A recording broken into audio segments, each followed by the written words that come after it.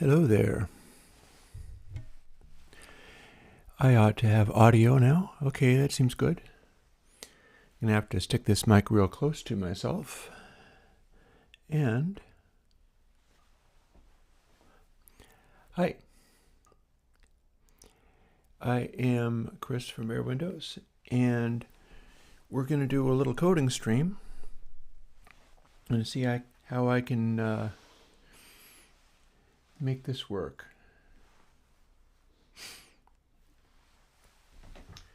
Looks to be about the right time for it, and I am probably going to want to, I don't know,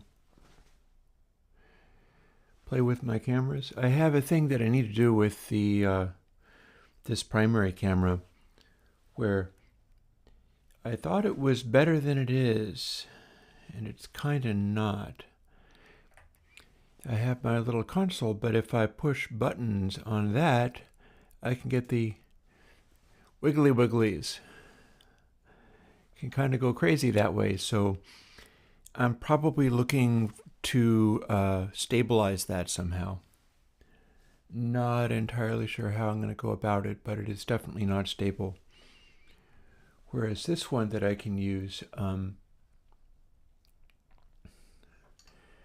I'm looking forward to doing more music streams using this, and it is stable as a rock. They're both Manfrotto, but the new one is entirely, and the old one is antique Manfrotto camera head with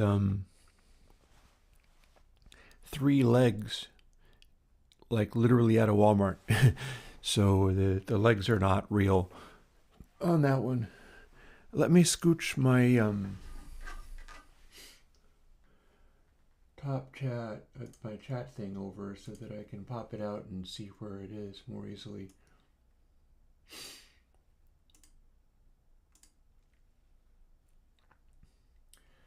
And we're going to be hanging out, and we're going to be doing some plugin making.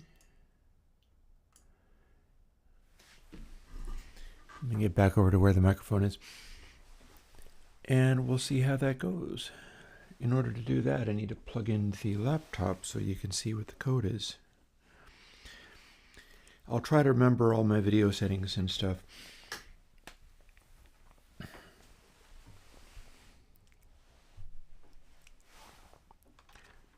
Here we are.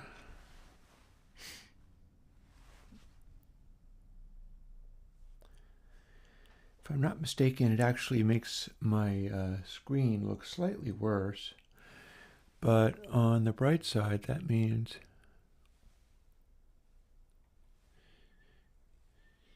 I can do this.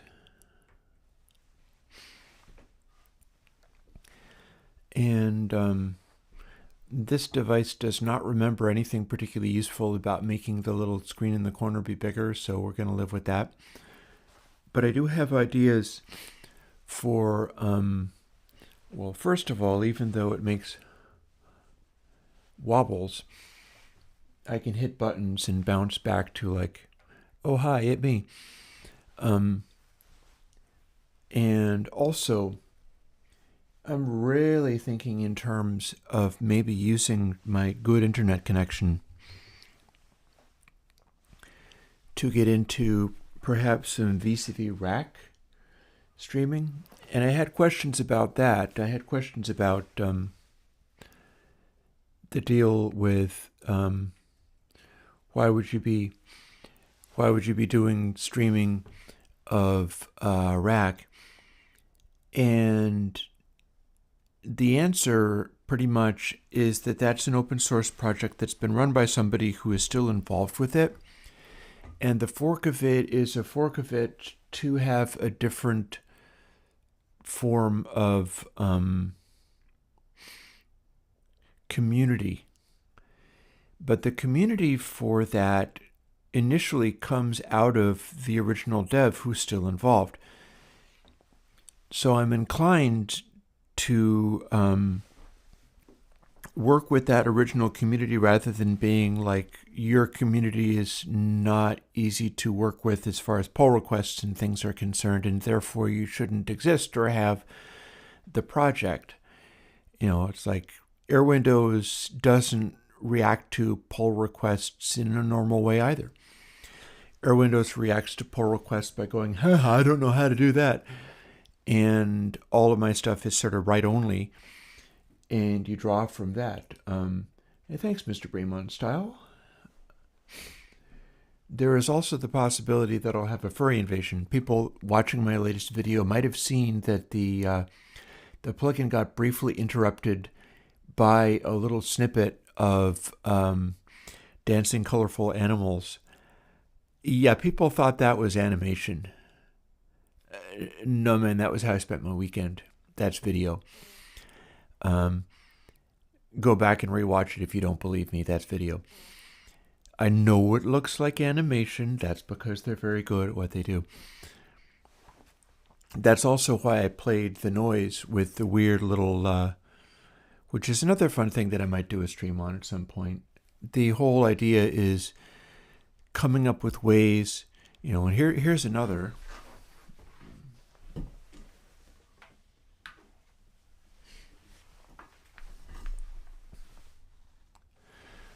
This little device is just a mini webcam, but it's sitting on a mini tripod,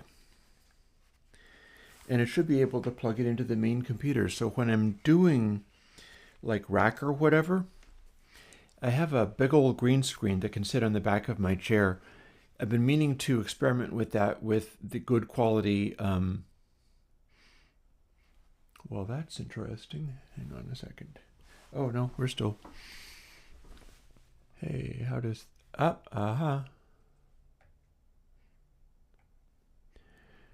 Don't mind me figuring out how these cameras work. This is the camera that I'm using. Its action light has not actually gone on, although it is displaying image. Whatever. Maintaining like a little video studio is crazy. It's like a whole job in itself. So you got to just roll with what I'm able to produce. It being just best I can do. And anybody, particularly like I'm reminded of Xanderhall's comments about how if you look at like leftist streamers, if they seem to have massive money and resources behind them, they're probably up to no good. That's probably true because you have to pay for a lot of technical expertise to have really high production values. Or be a hobbyist who's really into that kind of thing, and that would be me. And it cost me probably more than I make, but I started out enough ahead of the game. Another way to end up with massive resources is, I don't know, have parents who own a house and property and pass away. That's one way of doing it. Used to be a very successful way of doing it, but these days that's not as much of a case anymore. But the deal is I should be able to use this little thing and like sit it here or something and then do VCVBrack streaming, or heck, you could even do like Minecraft or whatever with that. I tend not to go back to Minecraft because it's just like that's not really my primary jam. But I could probably do streaming in rack and then just overlay my head over the stream with some degree of veracity using that technique. That's why it has this little guy on the end of it, just because I have to plug into the actual computer. All a bunch of stuff. All a bunch of stuff to do.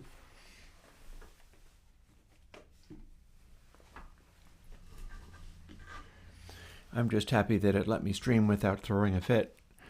Fairly often, I'll get this whole thing of like, oh, you want to stream here, like run through our checkpoints and go and inspect various, two-factor authentication or whatever before we let you into your stream again. And it's like, okay, I'm just trying to spend time doing this thing. But that's, I think, part of just accessing a YouTube account from a bunch of different directions at once. Anywho, I do have the streaming going, I have the bandwidth going, and we're going to jump over to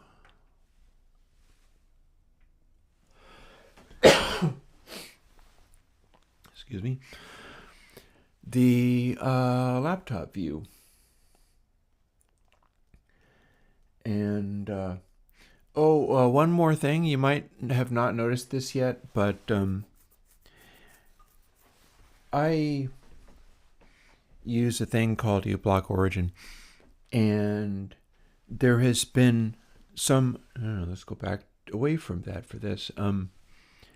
I use a thing called UBlock Origin, and there's been a whole thing recently about YouTube is attacking people that try to do that and like knocking them offline, or I don't know exactly what they're supposed to be doing, but they are technologically fighting ad blocker people. I have autism. I can't handle being interrupted by literal propagandizers whose intent is to take up space in my head and convince me of something. That is really disruptive to me. It's really disruptive to my work. And so I consider my UBlock Origin a disability accommodation. That's not really a joke. I'm serious. But also, being glued to YouTube is actually bad for you. Like, there are 6 of you now, but the reason I get glued to YouTube is loneliness. And I work on all of this stuff, but I still have, your need for human contact, or I don't know, furry contact if I'm at a con. And as such, I end up watching a lot of stuff on YouTube because it's people who I can kind of get to know parasocially. And then it's company. That's really useful, which is why YouTube is as successful as it is. And engaging with YouTube as a content creator means getting people to not switch off, and ultimately getting them to watch all of the advertisements and things. So quite a while back, I made a video on the subject of why I'm turning advertisements on in my videos. And the subtext of that is, even though I'm an ad blocker guy myself. And the reason is because it's a kind of a trade-off. This is something I wouldn't be able to tolerate myself, but there are people who can handle it. And rolling with what YouTube's intentions are for the platform is a direct path towards them letting you have engagement with people and showing you to people. So it's a trade-off. It's a power game. It is allowing YouTube to do something which I think is bad, for the purpose of them letting me communicate to people versus them stopping me from communicating to people. And, you think of it as like politics. It's like power politics, but it's YouTube. So I've made a change because there's recently been added a global channel settings where it's like settings on live streams. Do you enable advertisements on live streams? Do you space them out gradually or frequently or aggressively? I turned it on because my belief is that YouTube wants me to turn something like that on and will punish me if I don't. That said, again, I use a blocker thing. And so anybody like me, I would recommend doing likewise, honestly. But for the purposes of maybe having YouTube help promote what I do, the engagement always helps. But then also playing along with their expectations for like random people who aren't as bothered on a disability level by advertisements, allowing them to run ads. Like as my regular videos, they run ads, and the streams are beginning to run ads because they just made that available as an extra little button and put a little flag popping up highlighting it and being like, oh, look at this. See, you have a choice to make here. Do you choose to enable the ads for the streams? It looks like, Clippy pops up and goes, it looks like you haven't enabled ads. You want me to fix that? And so I went, I think I see what you're driving at here. Why, yes. Guess what? I want to show ads to people. Why, goodness, yes, YouTube. That's exactly what I want to do with my life. Sarcasm enabled. And I set it to conservative. And if I could set it to, why, yes, this is on, and then shut it off completely. Mr. Bream, you're in Ukraine? Damn good luck, man. Good luck. I mean, pretty much all that I can do is continue doing my plugins and things. But if the stream is any consolation, then I entertain you. Yay. Anyway, this little chat about ads is to mention the fact that I'm pretty sure I have either not defaulted to them being on, or they have not made a setting defaulting things to on. And as such, if there is no setting for that, I've not done it every stream as part of my routine for starting up a stream. Now they've made it automatic, so now I've enabled it, meaning that in its conservative way, and I might go and set it, I think I will set it to normal view, normal view, normal view. They call it balanced. There's a aggressive. I don't wish to go there, even if that meant that they would promote me more heavily, because they're kind of not. And even if they did, it's no telling as to whether that would stick with anybody. It's like they could show this to random people, and that wouldn't necessarily matter. Like, them randomly showing me to normies isn't going to necessarily help. And so there's that. So that will be a change. But you know what I would do in that circumstance. And I posted on the subreddit for that ad blocker that I mentioned, saying if they want to play hardball, I can stop watching. Because that's the thing, is watching YouTube is not good for me. It is a reaction to being lonely and needing company. That's what it does for me. I put on music, but if I put on music, I could just as easily be like buying albums on Bandcamp. I've bought albums from, let's see. I'm trying to remember the first example. I bought an album from Shingo Nakamura. I bought an album from Dom and Roland. And I can do that instead of just putting, full album video on YouTube and watching it for free. The way that I interact with YouTube is to pretend that it is an infinite free media source. And as long as they're willing to play along with that, I will overlook the fact that them being as dominant as they are is bad for society.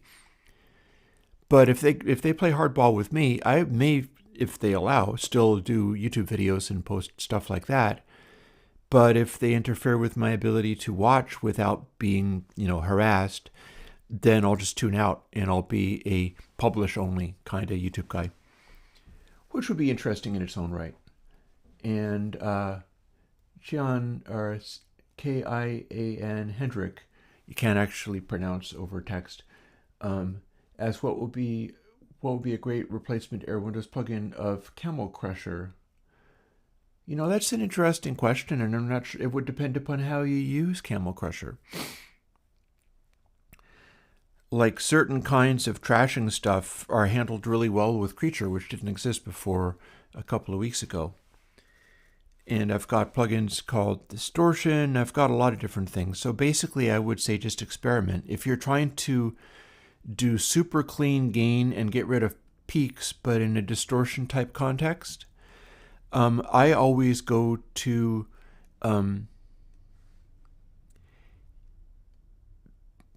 what is it, 80 clip, purest clip, clip only. Clip only 2 is what I normally use, and I just go into that hot, and clip only 2 is a frequency response compensated, or sample rate compensated clipper that resists Gibb effect. It resists intersample peaks. And it does that intentionally by moving samples to undo the intersample peaks. Once you've hit a distorted sample, it's capable of remapping that back into the middle of the waveform just to make the transition softer. So you've got that. That's something that can be worked with and developed further. But yeah, I mean, ask more questions as far as how that goes, because if you tell me exactly what you're trying to do, I might do a better job of being able to figure out how to do it. Speaking of what we're doing, it's like 20 minutes into stream, and although it's just as good to talk, and I might very well end up, when I'm doing like presumably rack streams on the main computer, I could very well have that be much chattier and more engaged with talking. Monday is also coding stream, and so it's a question of getting into what I'm coding this week. What I've been doing, let's boop and boop. Let's go over to our screen here, and I should be able to open up my audio player and a recent track. So what I've been doing, let's make sure this plays. And let's switch over to here so that I can see my levels. All right.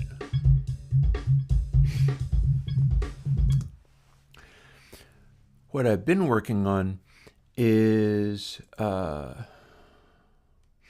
recent Resi Q2.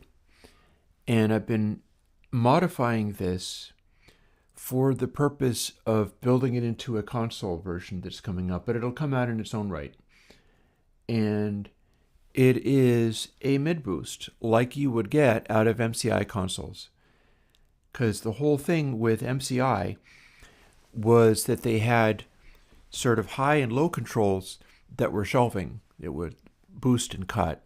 Similarly to some classic consoles in LA in the 70s, the Quad 8s, where those were essentially super highs and super lows, boost and cuts, and there was also a mid-range control that also worked as a boost and cut, but they were so broadly based that you really didn't get to sculpt very much. And so a lot of that 70s LA sound, well, it's very natural because it's using a film scoring console.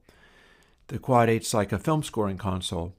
And so it's not like API got into weird shaping of tone using funny EQs and stuff.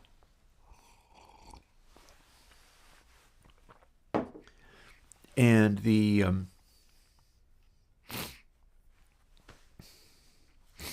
there's another brand name that I'm trying to think of.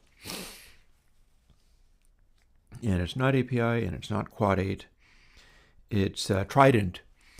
Trident came up with a 2 bands of mids way of doing that. And that also has opportunities.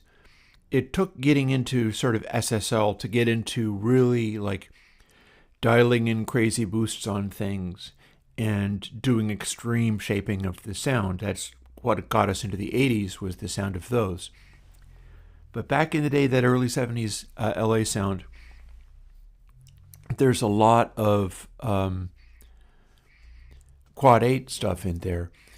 And when you moved over to MCI, which brought us, like Back in Black, lots of Eagles albums, a lot of great stuff, one of the things that had going on is that it had the shelving on the extreme high and the extreme low, much like the 70s consoles.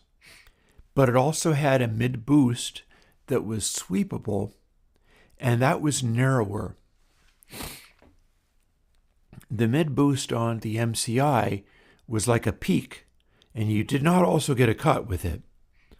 So rather than doing a big general boost of like, okay, let's lean into all the mids, what you got was a much tighter boost, and it might sound something like this.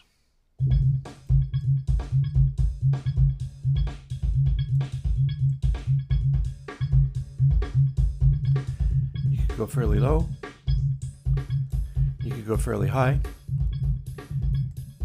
And all these mid settings are pretty subtle. Below 0.5 or even 0.6 is kind of where we're at. It's designed so that you can get a natural sound real easy. However, we can exaggerate.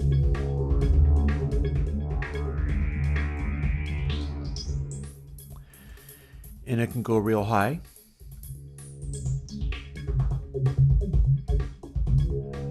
Or pretty low.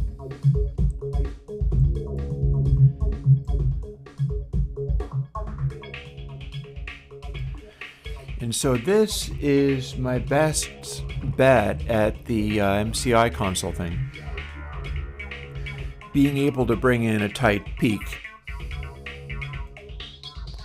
And my style of mixing has often used that. Like I will almost always,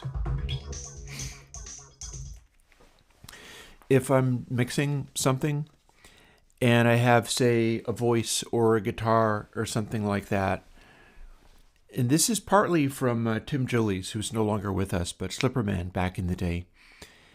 And I picked up that off of reading about how he mixed heavy guitars, because he liked sharing his information, and I'd like to carry on that attitude, if I may. And one of the things he liked talking about was, one, like how to position this SM57 on the speaker cone so you got exactly the right sound. But then also in EQing, he's like, I could do serious damage with a sufficiently capable parametric EQ.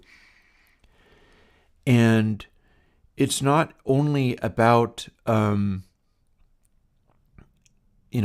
cuts and non-obvious things. You can do that sort of wah pedal effect of throwing obvious tonality onto things, because the sound of your instrument in the mix does not have to be what would sound good in a soloed state. Like what we're hearing now is it on Alien Kittens, and it is just doing a mid boost. Like in the final version, what you'd have is it would be doing this on a mid-range band that didn't have the super highs and didn't have the super lows. And those would be run separately.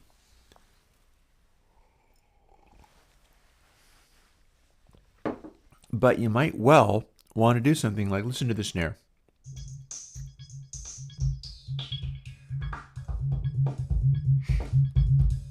Up, put that back. Low mids. So now the snare has a sort of clack to it.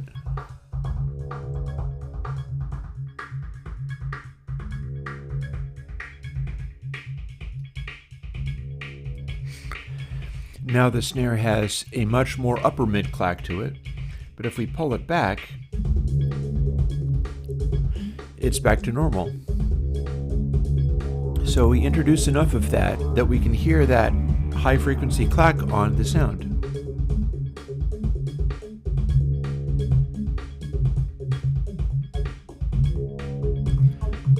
Or more so. And the deal with that is the way you use it is you dial in that mid-range boost on whichever track it is that it suits. And then if you soloed it, it might sound a little bit unnatural. It might sound a little bit unusual. But in the mix, everything has its own little presence peak. Everything has its own little presence boost. You don't have to stick with just like oh, use an SM57 because it has that presence boost around 2K. You can put that on with a plugin. You can put a presence boost on any way you like. And if you have lots of different tracks and you have found the correct presence boost for all of them, this is absolutely something that you'll find in, say, classic albums from the Eagles. Especially post, like One of These Nights and after. Because that's where they switched over to MCI consoles. They switched over to Bill Simzik. He was working out a Criteria sound. Criteria had an MCI console. So Eagles post,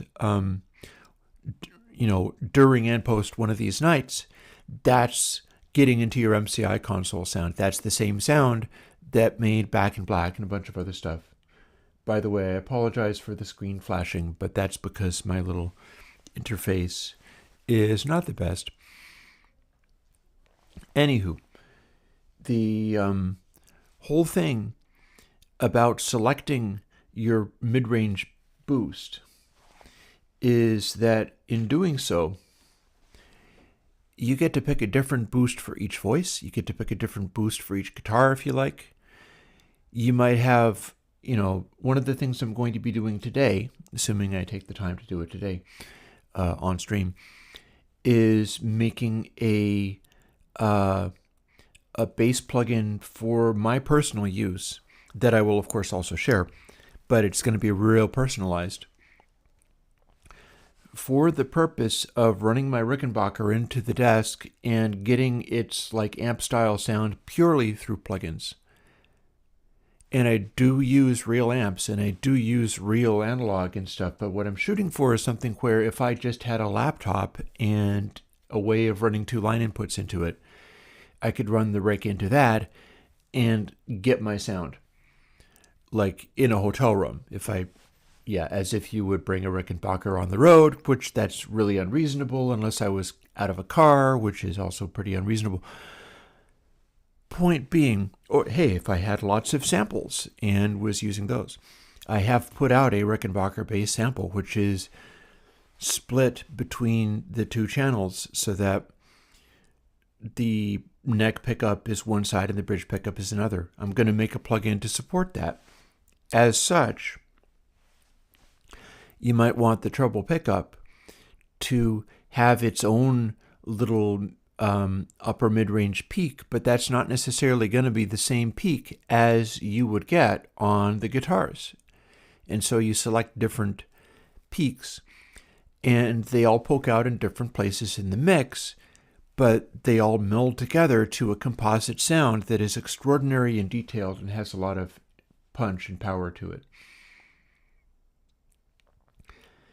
That's what this is for, and it's just about ready to come out. It might even be next week. We'll see. I do have a question on YouTube, which is the only place I'm streaming. Actually, a couple of questions. Could you explain what a SLOClipper is? I'll show you. Here is the sound that I had, Alien Kittens, and I'll use a SLOClipper on it. Let's use a VST. And the plugins that I have that are called SLU, those are SLOClippers. So here's one. Clamping means it's restricting the amount of SLU that you can do to a certain amount. SLU is how fast the signal moves from one point to the next. So if you're doing a higher sample rate but it's the same sound, the intersample motion is going to be smaller, but over the same amount of time it'll move the same amount. SLU clipping means rather than having it limit how far the voltage can swing, it is going to limit how much the voltage can move at any one point. And it sounds like this.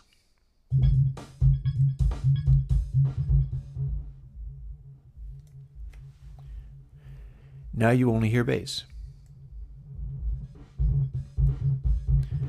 Now you hear some of the high frequencies, kind of.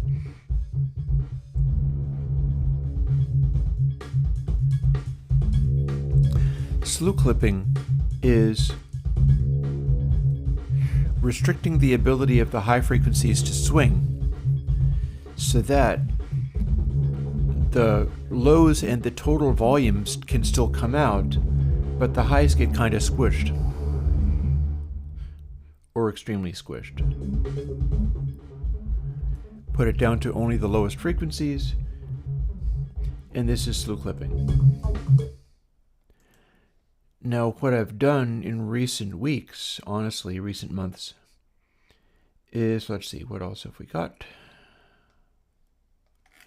I think slew is still the word for some of these things.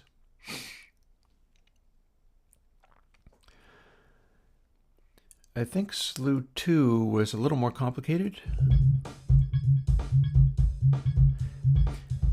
Yeah, it just sort of colors things, but it's still brightish sounding. So that one, slew 2, is more a tizziness and bad condenser mic curer. It'll soften the extreme highs. But then we go to something like slew 3, which is more recent.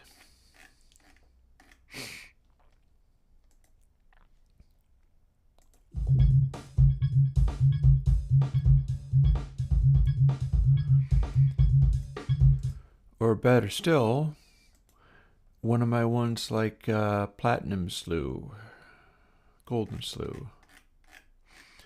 And those definitely push far enough that you can really pick up on what they're doing. P for platinum, there we go. And I have an every slew, which covers all those bases. But you got platinum slew, and that is a soft clipper. Yep, golden slew too.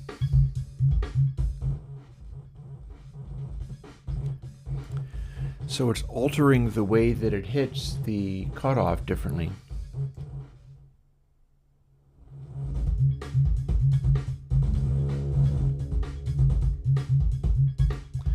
It kind of sounds, in a lot of settings, like the highs are still there. But you can squish it a lot harder than that. And lastly, if we do slew only, this is what we're clipping. PQRS.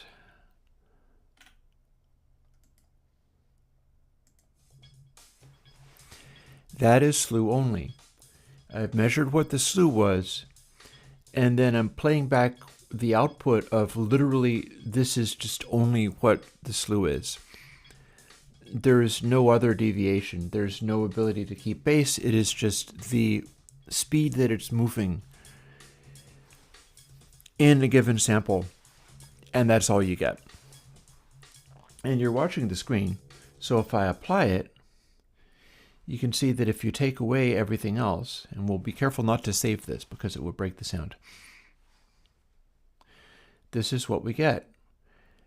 It actually is increasing the volume from what it would naturally be, because it's designed, like subs only, to be a mix check tool where the high should sound about the same volume, but things should balance. But what you've got is basically this. This is what slew only gets you, is just sort of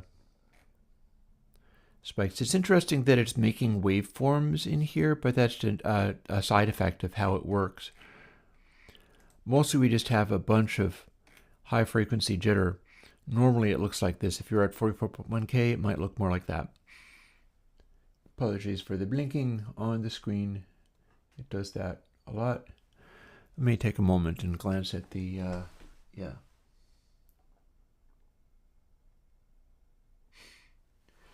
I'm going to have to look into the Helios and what kind of mid-boost it has kicking around, because I think that's one of those ones where they will have a mid-range peak being added, but unlike the MCI, the Helios is not so much swept as switched, which also means I might want to modify that, so rather than being switched, it is, in fact, it would depend upon how, like, if I can get it to be the exact right frequencies, there's an argument for sticking with that on the basis of that's what the sound is. And so you give people the thing that gives them the output they expected, rather than going, here, have extra abilities to dial in different frequencies than those you're familiar with. But if it has a mid-range peaking function that is based out of inductor-capacitor pairs, then that's probably also going to work with this algorithm.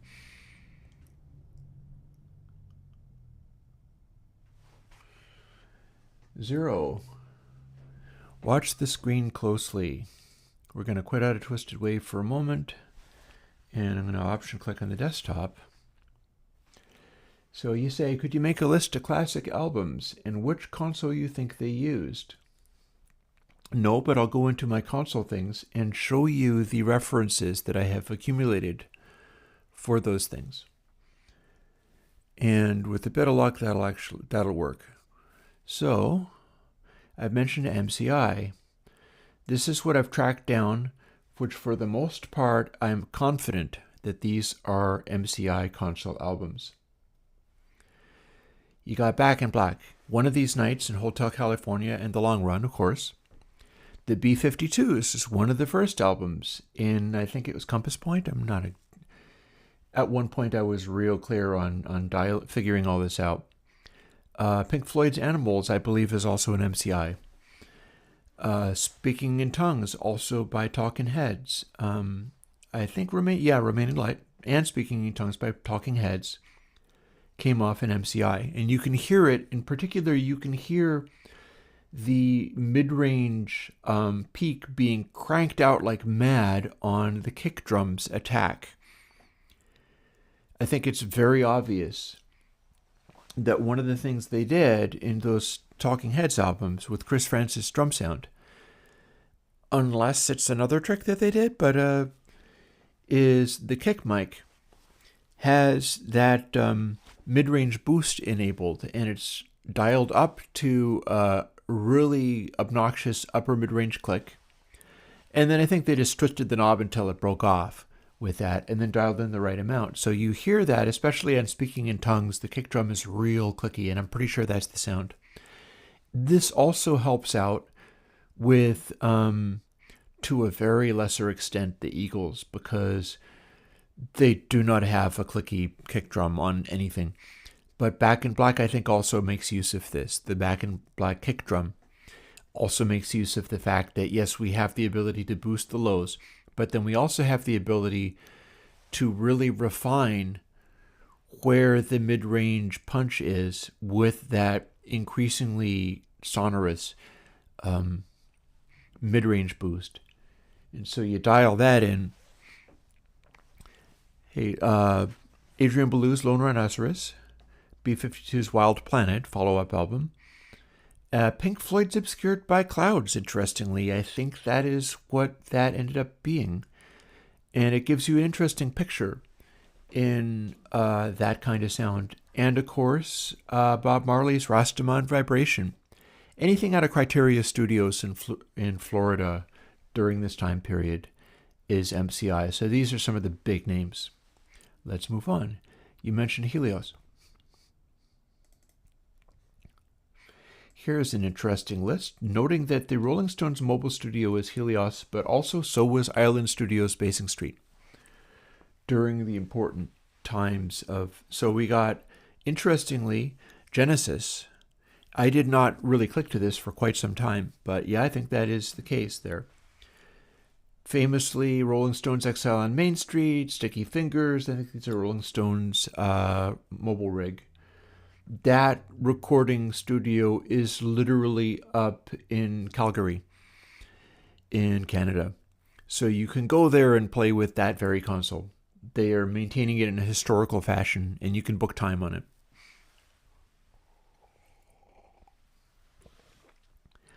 You've also got Led Zeppelin 3 and 4, I think is pretty likely, and I believe Aqualung also. Who's next? Paranoid by Black Sabbath, interestingly. Zeppelin, of course. Houses of the Holy, Physical Graffiti, Traffic's The Low Sparkle High-Heeled Boys. You can really hear that Helios sparkle on that one. I got a quick question on Seriously 2. Florian, I am honestly not sure because I have not yet made. It would have to be an AU only, and it'd have to have an example to work from that successfully routes not just end-to-end, and not just stereo, but specifically allocates 5.1 mixes in such a way that you would have to have a 5.1 mix, like in Logic, and then only then would the plugin be visible. I don't have anything that can do that right now. So right now, I would say that was not possible. However, if I had a way to find a AU that did this successfully, because it'll be like in-num channels, and that in-num channels thing is what gives you the specific channels you use. Like if you do in-num channels equals 2, that's giving you left and right, rather than just end-to-end, which could be either left and right, or it could be mono, or it could be 5.1. But if it's 5.1, you don't know whether you're working on the center channel, or the sub channel, or the left channel. So in order to do that, I would have to have the example of a plugin that uses the in-num channels being like 6 for 5.1, and then correctly identified which each of the channels were as it did its processing. And only then would I be able to do a Seriously 2 that specifically allocated stuff to the surrounds and things. And there would be correct ways of doing that, honestly. Like I could see going like, okay, this boost that heightens the mids goes to only the output of the mid channel. This particular sound that associates side information with behind the head listening only goes to the rear surrounds, and so on. Like I could see how you would make that work, but I don't have the technical facilities to identify how to make a AU only do that particular thing. Yeah, so as back to the thing I was asked to do, the classic albums list, because that's a good enough thing to do as anything. An off-topic question about gain match plugin. No, I don't have the ability to do that because I don't have the ability to have plugins talk to each other. That would be a pair of plugins. I don't have an ability to do that. It would also probably involve either doing the linked gain match between two plugins, or just passing audio to bypass the plugin in the middle for, like you say, the fair and neutral comparison. Like, I don't have the ability to make plugins send audio to each other or send information to each other, so that is not possible at the moment. Anywho, let's see, further on. One thing you'll note about the Helios stuff is the early, actually a whole pile of Bob Marley and the Wailers came off of Helios. So it's not just for Led Zeppelin and Rolling Stones anymore. That stuff. And also note a bunch of Traffic. John Barleycorn Must Die is also off of Helios. Island stuff early on would be Helios.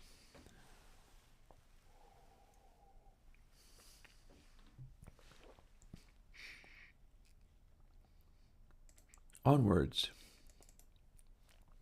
Neeve. Stuff we know is Neeve. Not everything is Neeve. Just because Neeve is a famous name doesn't mean everything was Neeve.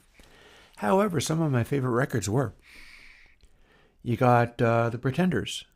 Is known to be Air Studios was running that. King Crimson, Starless, and Bible Black. I do not know if, I wouldn't be terribly surprised if Lark's Tungsten Aspect was also off of Neeve, but I can't be absolutely sure. Metal apparently came off of a Neeve. The most awesome Yes albums, the Yes album, Fragile and Close to the Edge, came off of Neeve. I'm pretty sure that Tales from Topographic Oceans came off of a KDAC console, and I know much less about those. Wish You Were Here came off of Neeve, and they did not like working with it. It was not as fun to work with as the TG12345 that Darkside came off of. The engineers and so on had more trouble working with the Neeve that made Wish You Were Here, but that's the sound of that. Ghost in the Machine and Terrapin Station. And also Jeff Beck's Blow by Blow, another Air Studios thing. And George Martin and setting up Air Studios, that's one of the things that happened there, is that they started running with the Neeve console and did a bunch of stuff. There's a textural thing about that, which is really effective. I mentioned Quad 8. There's a lot of Quad 8. Not all of this I'm sure of. Some of it I'm more sure of than others. It gets a little mysterious because a lot of this is like this was down in LA. This was the 1970s. But yeah, we've got a bunch of various Grateful Dead, a bunch of Frank Zappa and Mothers of Invention.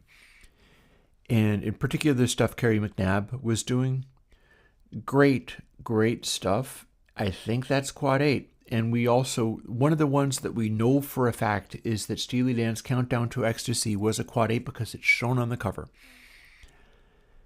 Not everything, like I can't guarantee that Asia, Gaucho, and so on are Quad 8, but they're working out of a studio. Like, I'm trying to remember the name of the label. Steely Dan, let's see, I don't think United Artists. I keep thinking United Artists and MCA. MCA may have simply bought the Steely Dan catalog. In any event, the name of the label may be escaping me, but I believe they were working out of the label studios, and the label studios were known to be running Quad 8. Anything that came out that was ABC, yeah, I think that might be it. ABC Dunhill. Thank you. Nailed it. And that stuff, there is a consistency to some of this stuff. Like if you think about the type of high-frequency cymbal glitter that you got off of like Zappa's The Grand Wazoo, and you compare that to like not necessarily Countdown to Ecstasy, which is a little darker, but say, and not Katie Lied, because Katie Lied was ruined in mastering, but ruined at the 2-track process. But something like Asia, something like the Royal Scam especially, you can compare, say, the Royal Scam to One Size Fits All, and hear very similar sort of tonalities coming off of the boosts they were using, because it's the same kind of thing. It's the same board and the same kinds of choices. Being able to simultaneously boost the super highs and maybe the super lows, and then you're also cutting the mids just to highlight that even more. And it starts to give you that super glossy Steely Dan quality, the Steely Dan / Zappa and the Mothers quality of just incredible hi-fi glitter. But if you don't boost it that much, these are also desks with enormous headroom. And since they're not full of mid-range inductors and stuff for giving sweepable mids and things like that, you would have a extreme sonority on the mid-range that would be somewhat dependent upon the mics they chose. But that comes across in like Fillmore 71, which may or may not have been Neeve rather than Quad 8. Some of these I'm really not sure of. Or just another band from LA, stuff like that. And the wall may not actually be Quad 8. I've got it there because it's kind of similar. That might have been a Quantum. And then over to another one, TG12345. We're continuing through this because this is work I spent weeks doing this. So I was asked. this question and you're getting the full answer.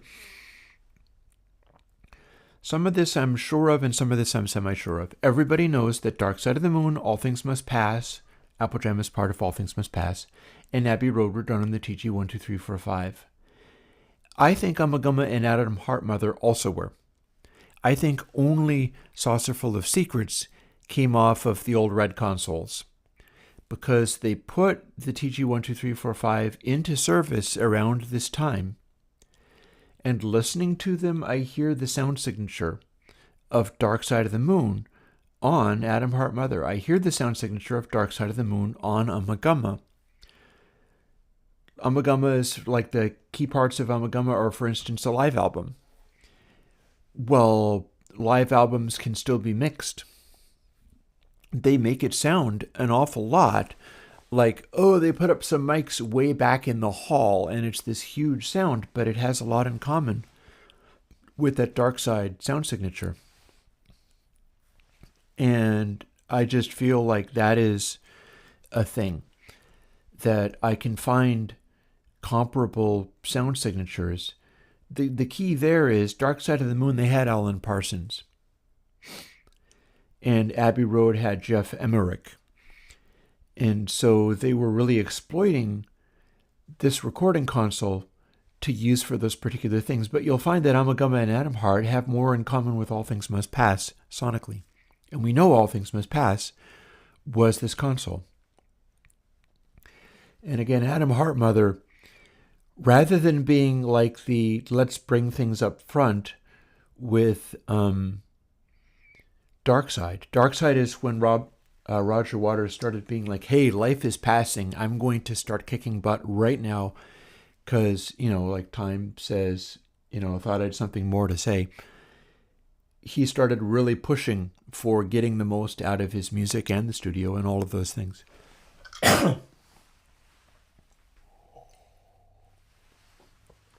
Atom Heart, Ummagumma, those are early enough. They're before even metal.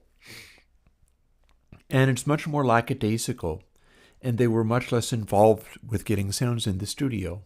Atom Heart, they were still working on composing. They were still working, they were working with Ron Geeson for the orchestra.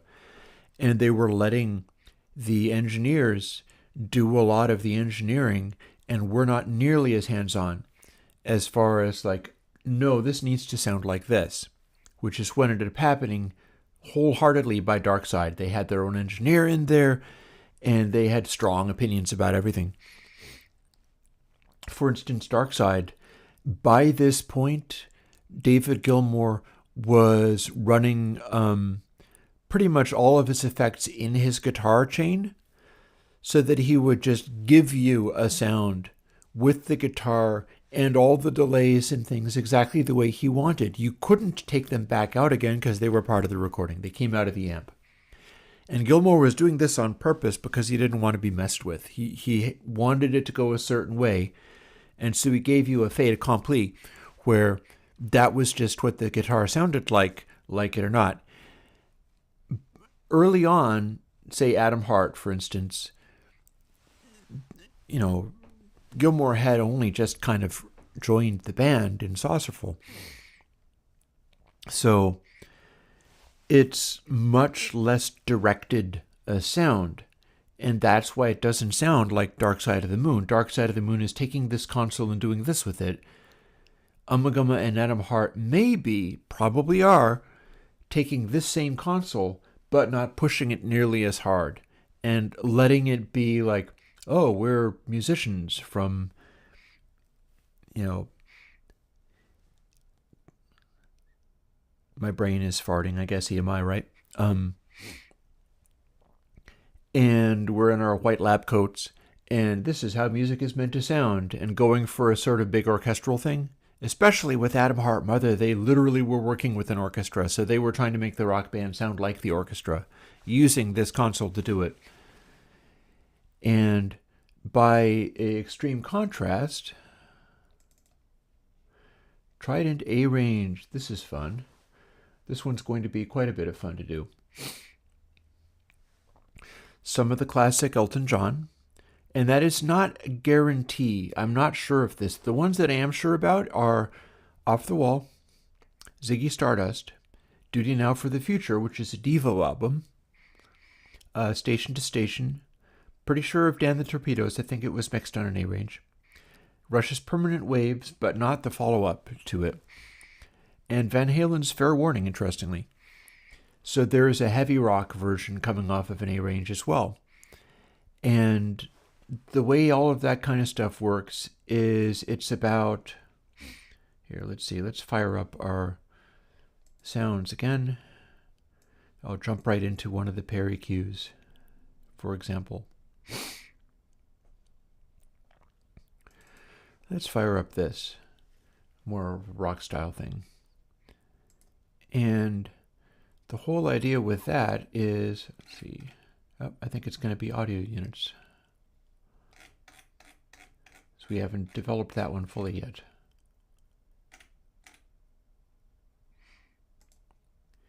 It's all about having something like this.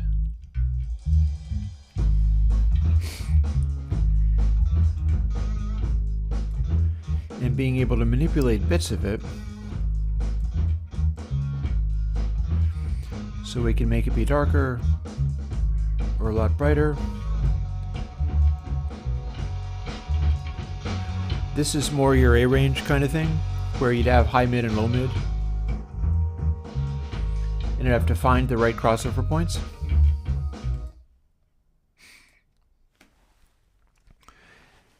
And working with stuff like that to get it so that every... Yeah, I think the Elton John albums may have been MCI, but there's the thing. It's like I've got these captured, I've got them put into these folders, but some of these I could be mistaken. For whatever reason, maybe it's because Honky Chateau had a Trident A range, but I'm not sure it was necessarily done on that. Like I've got Honky Chateau and Goodbye Yellow Brick Road in here, but I can compare them to things like the MCIs, and I could be quite wrong about that because this is just sound reference, nothing more. I don't actually get to extract anything from this and like mistakenly apply it to the algorithm and have it be like, oh no, I took circuitry from the Trident A range and put it on a model that's supposed to be MCI. It's like, no, I'm just going by the sound of all this stuff and the best researching I was able to do. So, Nick, you could be correct there in that that's one of the questions I have. The Elton John albums could easily be MCI 400 series, like a bunch of this other stuff. A bunch of this stuff would be MCI 400 series, like Clapton's 461 Ocean Boulevard is definitely that. Honestly, while I'm contemplating that, I have enough examples. I'm going to go, yeah, okay, we'll believe that. I've heard that too. So for the time being, we're going to go, this can be an MCI, and when I do my critical listening, I will sort of compare them, which gives me less to go on in Trident A range, but there's some very revealing sounds there. Like these variations in sound, getting something that gets into sort of the physical zone of each of them would be getting into the zone of the sound. Because there's all that stuff like getting the sound of these things also involves the summing bus, and I have critical listening to do on that as well. And it also involves figuring out like, do the Trident A range sits sounds forwards very easily. Like I can take it and take a guitar sound and make it be just like nicely up front, whereas working with a quad 8, not necessarily. That will have sonority but will tend to sit farther back. And that's the kind of stuff that really interests me in figuring it out. And the way you do that is through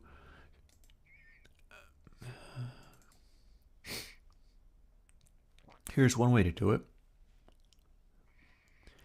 A way to do that is through saturation or anti-saturation and how they combine. And I will show you an example with just the original density plugin. If we center it at 0, it's just the raw sound. So it's a distort or an anti-distort, but what you'll find is that as we distort, the sound comes forward as well as getting louder. Like very distorted, very upfront. And as we lean a little bit into that, stuff comes forwards. But if we go the opposite way,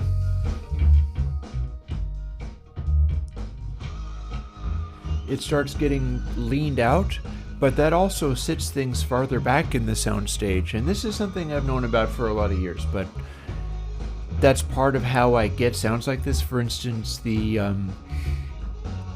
reverbs often make use of this kind of thing. They often make use of, we're doing a little bit of expansion because it's making the distance be in there.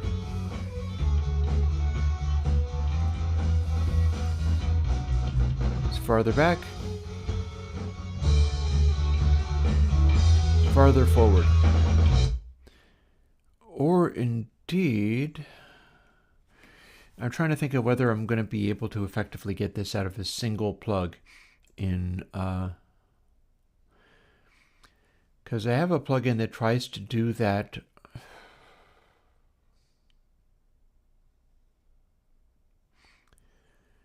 Doing it kind of oppositely. I think console 7.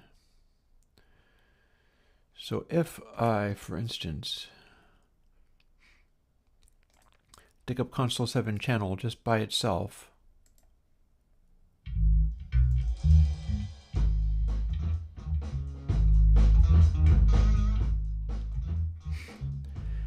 one thing this is going to do in conjunction with the other console version is if it pulls back, it's also going to pull the sound back by making it a little bit more expanded in that way. Turns out this is not a good way to demonstrate it, but it is in fact happening. And full saturation means also kind of oversaturating. So we have not only gain level altering, but saturation level altering relative to the output volume.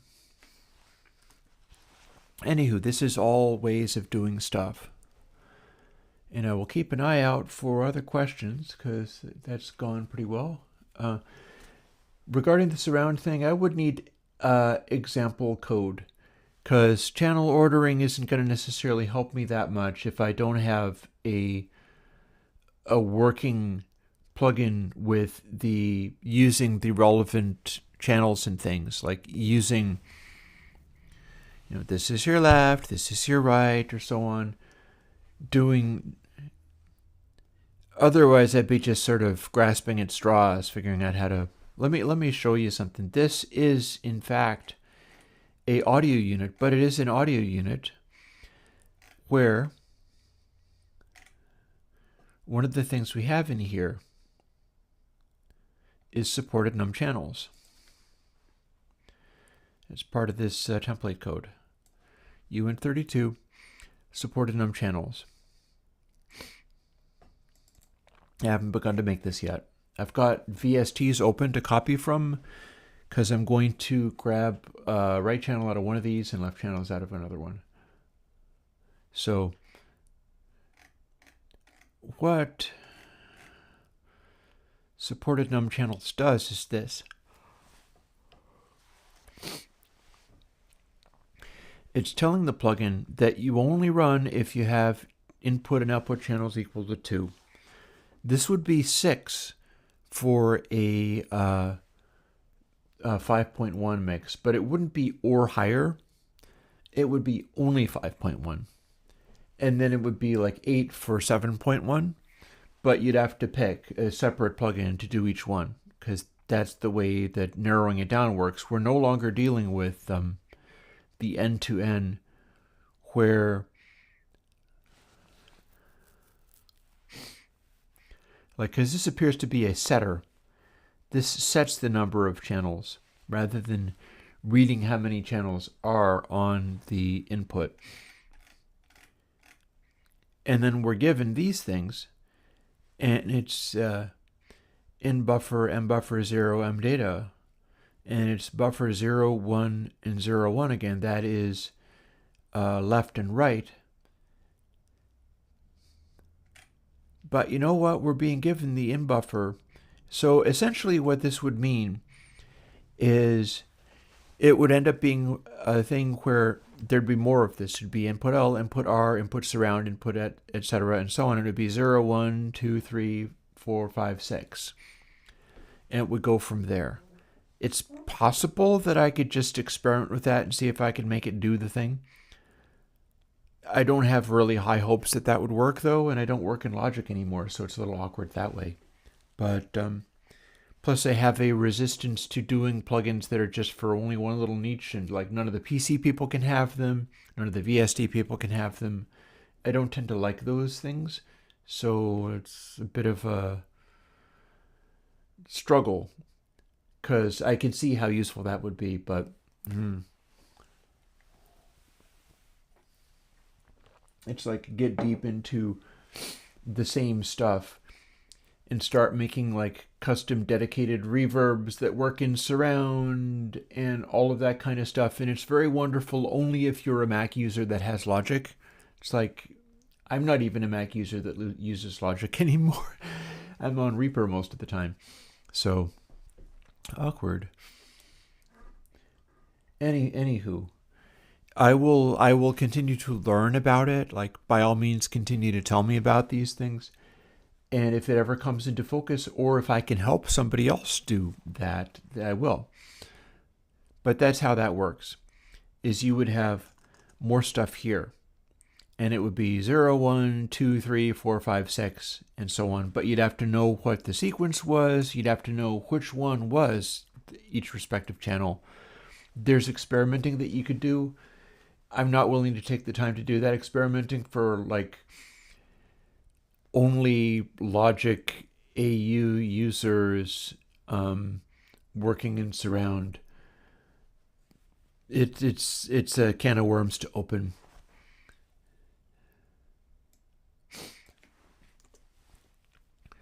Maybe I can help somebody else get to where they can do that thing. So if somebody watching would like to pursue that, I will take time to share the information around that quite happily. So what were we doing? Well, among other things, we're taking away this defaulting to long double. Back in the day, I worked out that you could do an entire mix, swap out double for long double, and to my ears it was the same, whereas if you swapped out float, you started losing something. So I've been stuck on double precision processing ever since, but that does not necessarily mean that I think everything should be running internally on long double, because I think we get by without that. But we're not keeping any of this, because I ought to be able to get a little head start on an additional plugin, one that will work pretty much just for my purposes.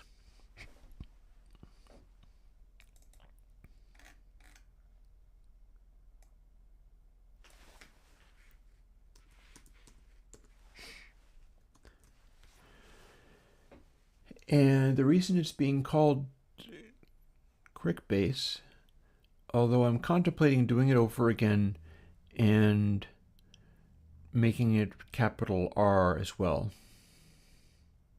I don't know, though. It's kind of cool. But the reason it's called CRickBass is I'm Chris from Airwindows. So it's for my CRickBass, but also the whole concept of it is that I learned more about how Chris Squire got his bass sounds, and it's opposite to what I thought he was doing. And I started doing it, and I started really liking the result. So what you do is you run the neck pickup into a big amp and distort it. You overdrive it so that it's really hot. Then you run the treble pickup into a small amp and you don't. and that's where your transient stuff comes from. But the roar of the bass and the size and massiveness is because you're doing your distortion, and I thought it was distortion on the treble pickup and then clean on the low, but no, apparently not. I started doing that and I was much happier with the bass sound that I made. So I'm making a plugin that is designed to do, oh, Reaper does surround capabilities. Well, that's interesting. I would just have to know about how the VST does the thing. And dynamically adapting to bus sizes is a functionality that I have no idea how to do in VST, and nobody has ever really shared information with me on how VST works, except for the guy from Acoustica. So go figure. Oh, and the Sophia from Destroy Effects didn't specifically share information about VSTs, but did share information really early on and was very helpful. Give me a second. I'm going to change a thing. It's bugging me. How is that?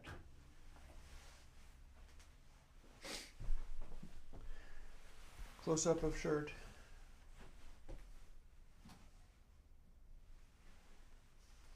Hang on.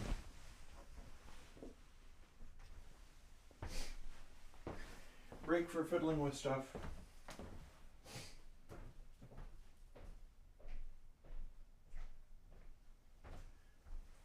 They're not going to break for making another cup of coffee, but what I am going to do is stop zooming in on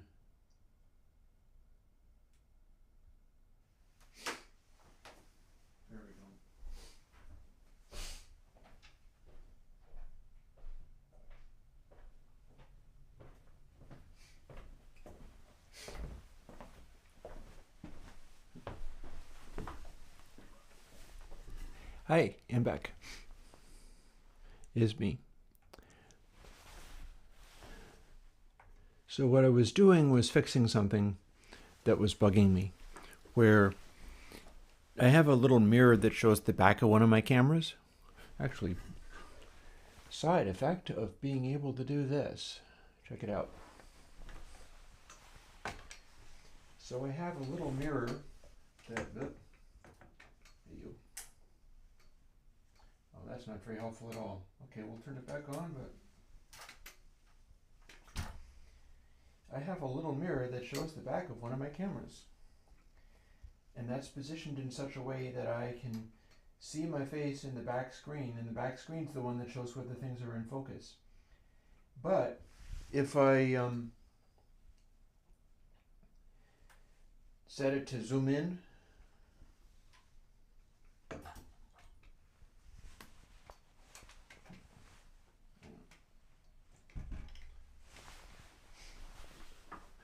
hang on.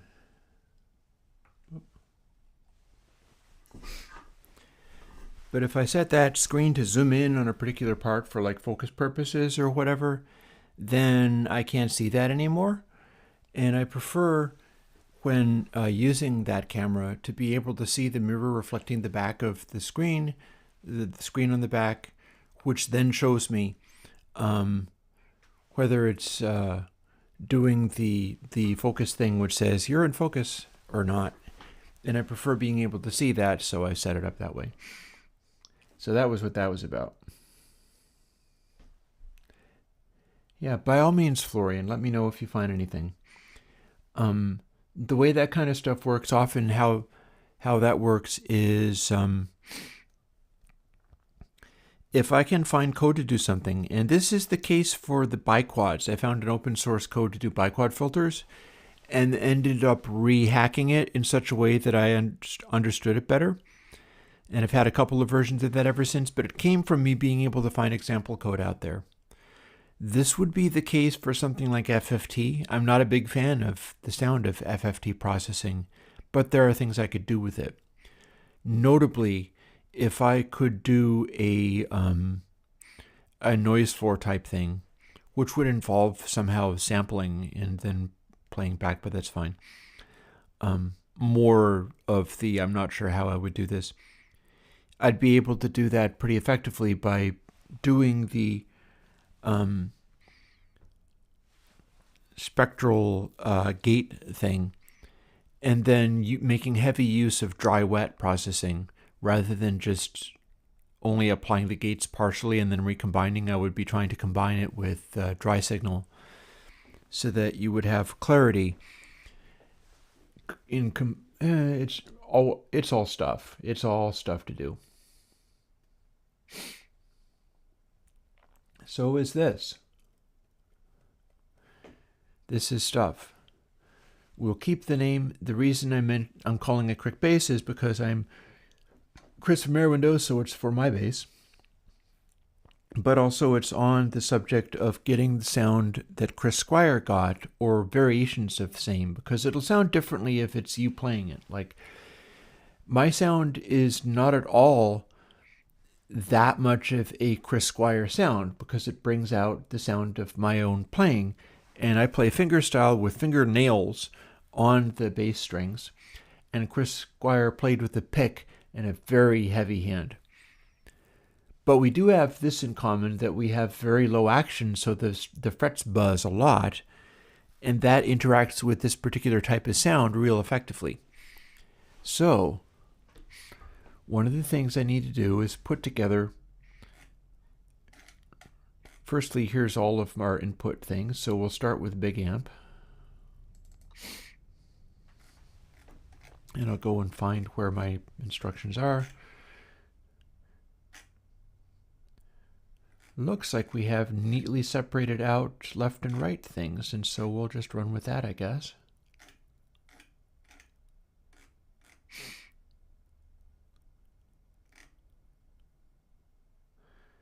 We sure do seem to have a lot of filters.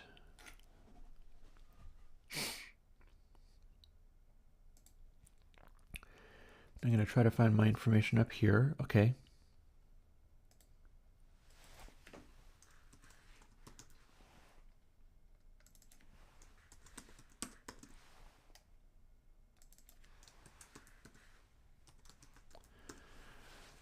Starting this out this way for now.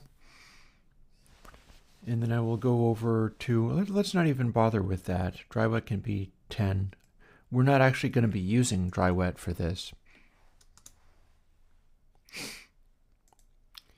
We might not be using output either. We might be using a variation on Golem to balance these channels.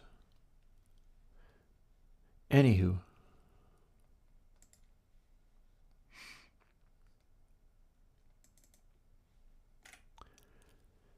Same thing, look at that.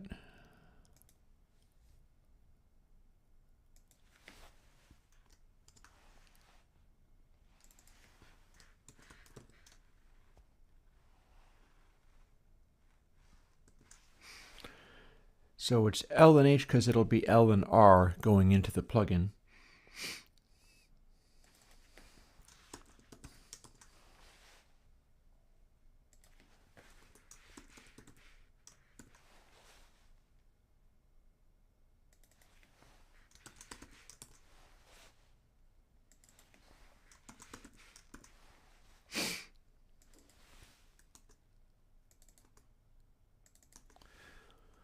And we'll just roll with this for the time being and see where it takes us. What's our default settings? Those are going to be like up here.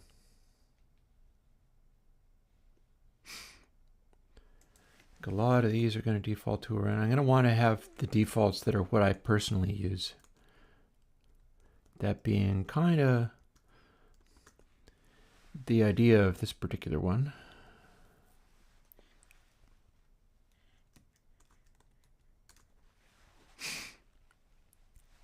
That'll do for now. I'm not going to want to have this many controls on it. I might have tone parallel with both. We'll see. It's going to have to be specific settings here. And I'm going to have to bring it over and play with it, running my actual bass into the system.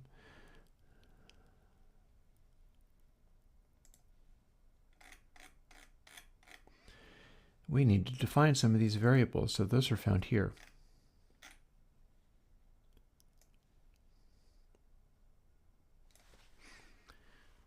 So big amp will be L.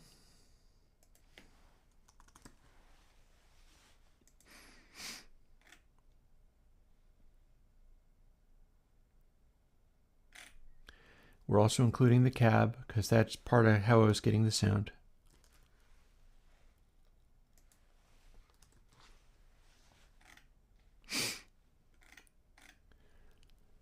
And the undersampling, that's going to be common for both. Our spacing is not correct either, but that's actually because this is not correct. That's where things are actually supposed to be. I keep a lot of these things similar with everything.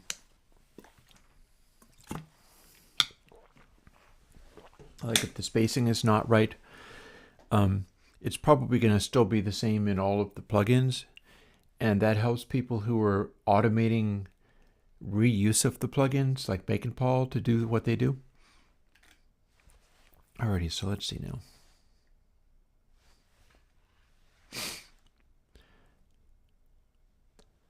And fixed frequency biquad filter. Well, gosh, we are certainly doing that. I wonder how much we're doing it. I guess we'll find out.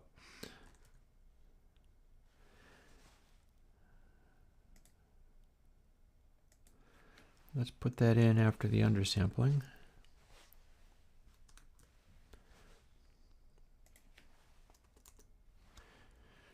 So that should be common.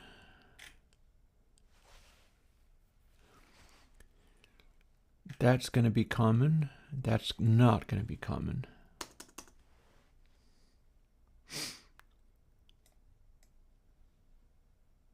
And I think that's common.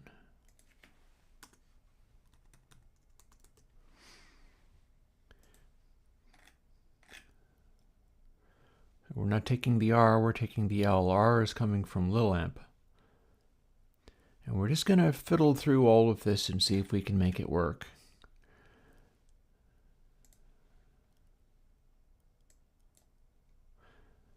This is not the place.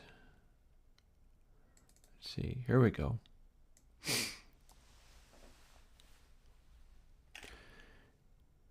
And hey, some of this looks very similar, but it's actually not. It's not quite the same. So,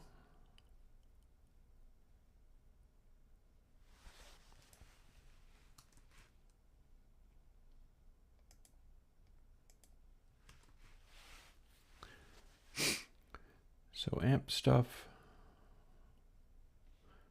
We do still actually have flip already, and count was for big amp. And then for cab,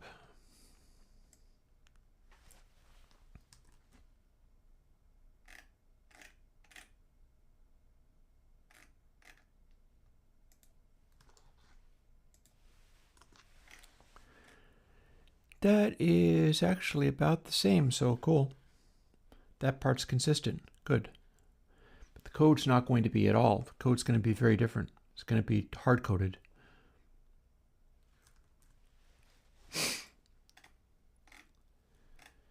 And let's see, last ref also is going to be consistent. These were pretty consistent between each other, so that part's not going to fight me too hard. That's going to be pretty direct. But some of the implementation is different. Having established that, we're going to keep that there. We're going to keep that there. I'm pretty sure everything was 0 to 1. And I have to instantiate all these variables now. So this time what I'm going to do is zoom up to here where they get instantiated. This part doesn't count. That's instantiated elsewhere. But we're going to take all of this and just take everything.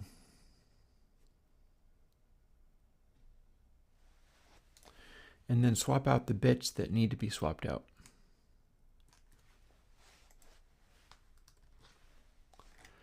So there we are. We know we're not going to have to swap out filtering because filtering is the same in both places.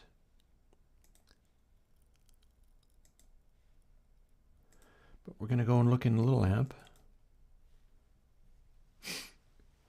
Oh, multi-channel open source stuff. Cool. A production suite.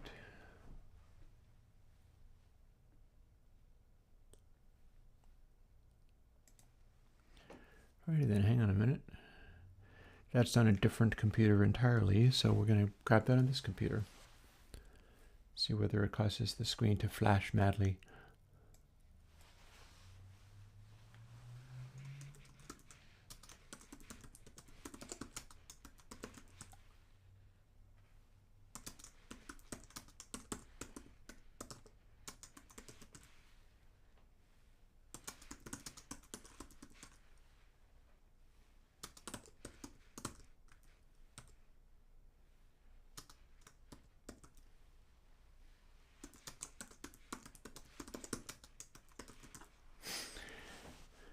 Now you must understand that if these people code their things in a way that is inaccessible to me, I won't be able to use any of it. But that's a given.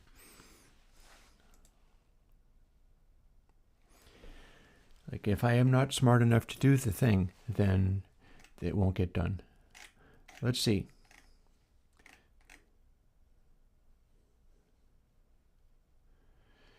So here is out a little amp, and this is the bits I'm going to be, oh, but not L.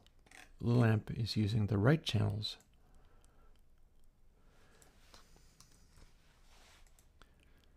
So instead we have this.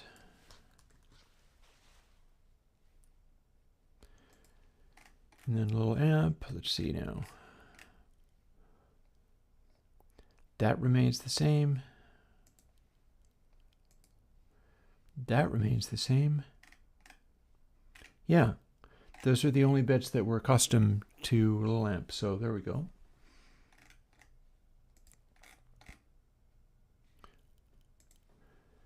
And then the next thing is to grab this giant pile of mess out of here.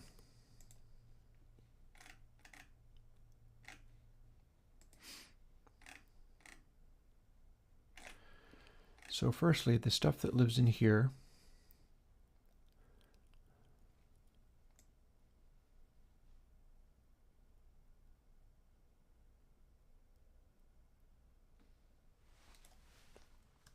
all needs to come along.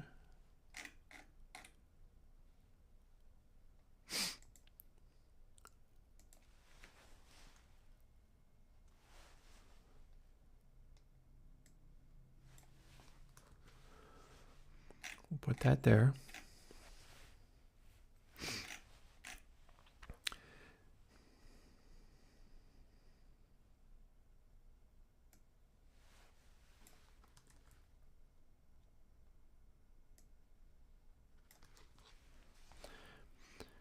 So let's have a glance back at what we were doing here. This is the low frequency one. This is the bass pickup one. So I'm going to want 1, 3, and 5 for these guys. And then wet equals 1. We're just going for always have this be sounding like an amp. So 1, 3, and 5. Bass trim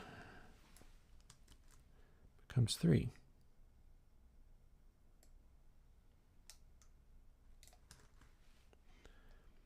And output level becomes 5.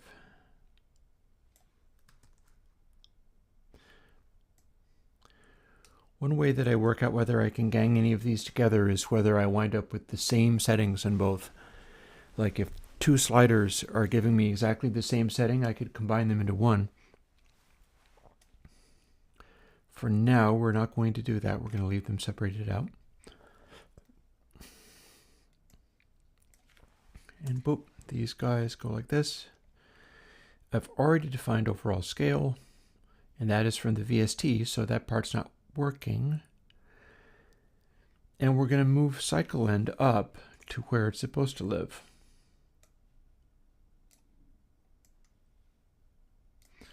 This is a chunk of code that I can use for many things, and often cycle end winds up being a useful thing to refer to. So quite happy to keep that there. And yes, we're still in CrickBass.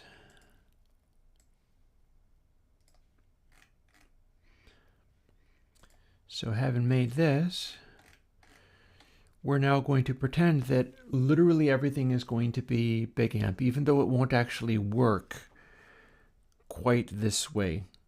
And you'll notice that this is all using Airwindows style ultrasonic filtering, which is probably one of the reasons I'm liking it. I'm using it in a context where I'm running it at 96K, and I'm happy with the result it's producing. This may have a lot to do with why. It's having the distributed filtering. Let's see, it is, a high resonance starting off, and then it's tapering down to a low resonance afterwards. And cutoff, we're going to have to modify some of these things because these are coming from A, B, and C.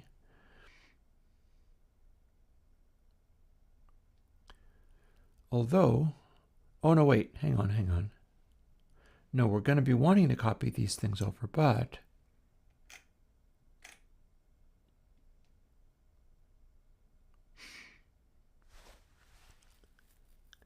so wait.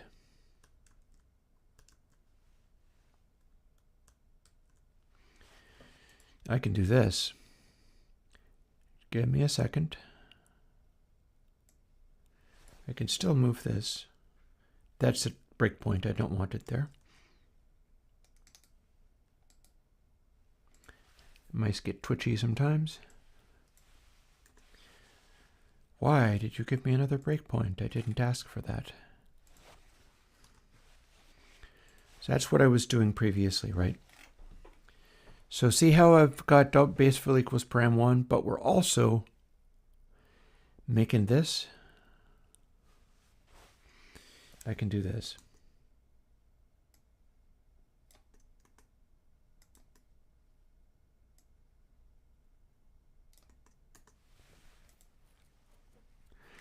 And that will update these things in here.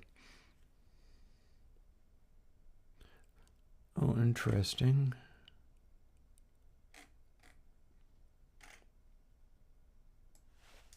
Capital G means this becomes the AU version. Have to put that back again when I do the VST version. And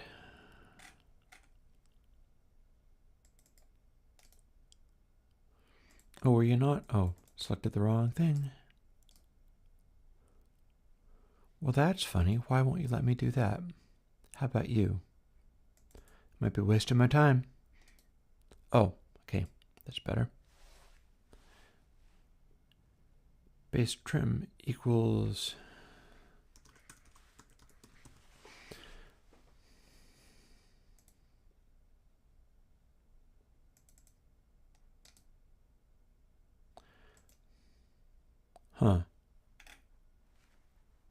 output level.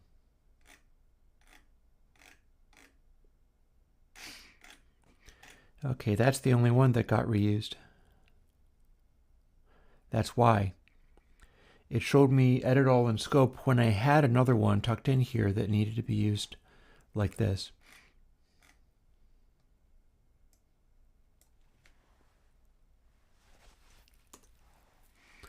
Come to think of it, we'll leave that there.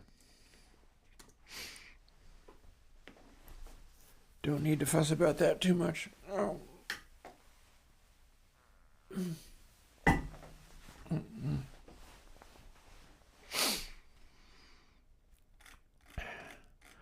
Where are we? We need to fill this up with a big pile of this.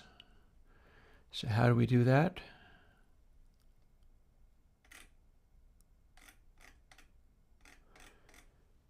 We go past this instantiation into where the actual code lives. And let's take everything. This will take us a little while, but okay. Dum-de-dum-de-dum. That's an inefficient way of running a cab simulation. I guess it worked, though. Primitive code, to here. Oh, did you just... No, it worked. It worked.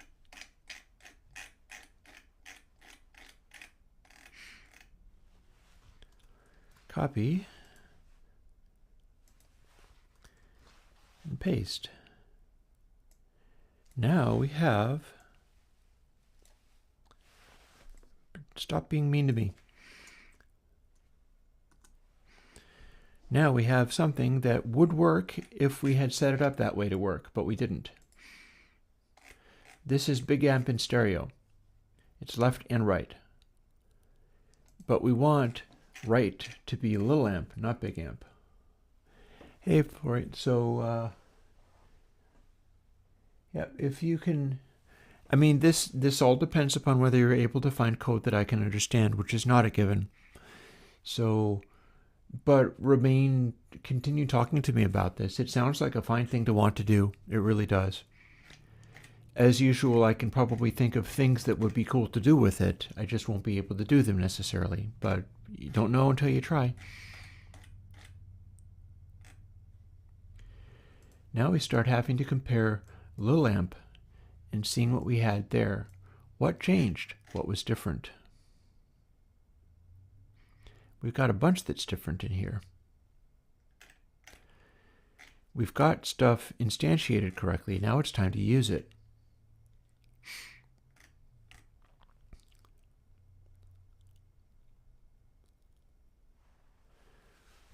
So some of this is shared. Let's go point by point.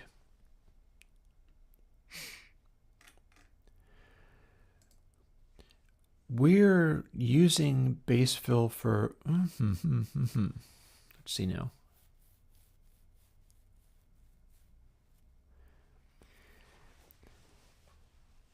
Input level equals A times X. Well, we were wanting to use that for param 2. It's going to read it the same.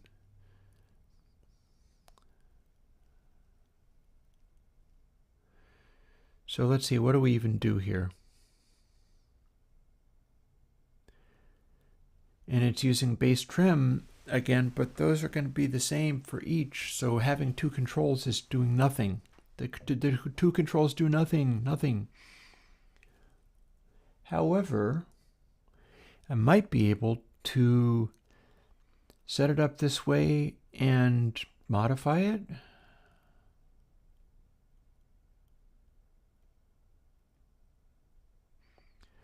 Here's something I could do.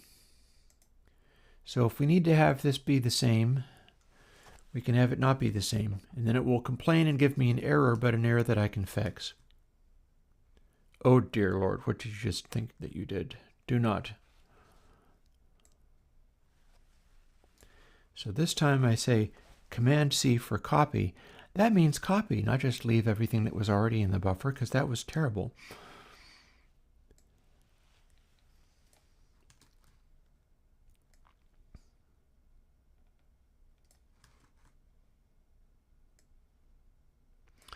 You might or might not be able to guess what I'm going to do.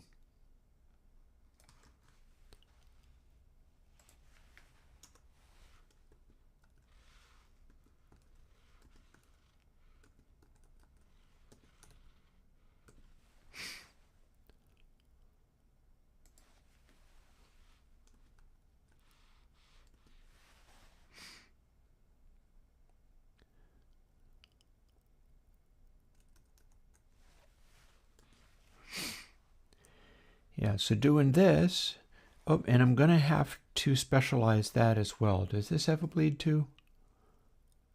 No, but it has an input level, so we're going to have to specify that as well. These are going to L and H channels. What that means is that it's not going to double stuff up quite as easily. And that means for now I'm going to continue punching in specific values, and this is going to key all of this off of base trim L, which may not be what I want, but in fact it's probably not, so let's do it. Bass trim H. I'm probably going to want that roll off to be the brightness on the treble channel, which may or may not be what I keep. Hang on a second.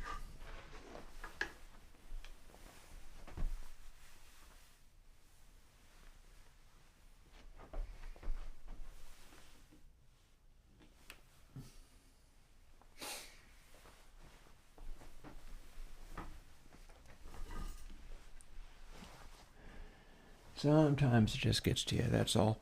Let's see now. We have little amp.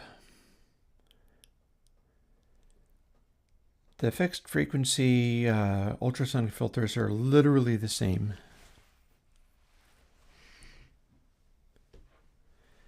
In fact, they are the same, so it's just a question of picking one, because it's got to be one or the other. That's cool. Let's scooch up over here and look at this again. So if we were to just copy this bit out and punch it in over here,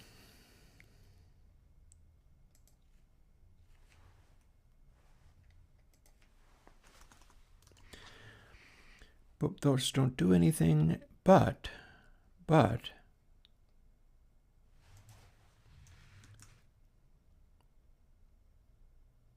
oh, H, not R.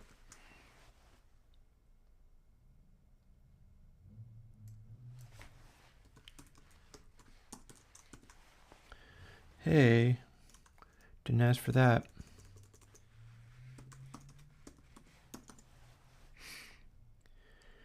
Now we have separate input level controls. And the stuff that is saying letters like A and B are the things that need to be changed. That needs to be changed too. Oh, hello. Another issue. Do you see the issue? Because I see the issue.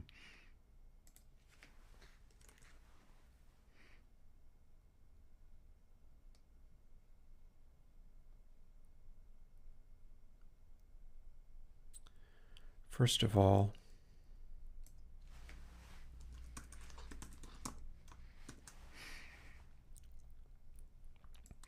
and these things go away up, or do they? Hang on. Output level. Oh, I'm already covering that. I've already got that mentioned. So these things that are being defined need custom setting up. Yeah, well, you know where to find me. I'll be here. Bass trim output level wet. So those can go away because we've got that covered up here. Here's the stuff, and let's turn these into double precision while we're at it. Not that we're actually even using those. That's just in case we need it.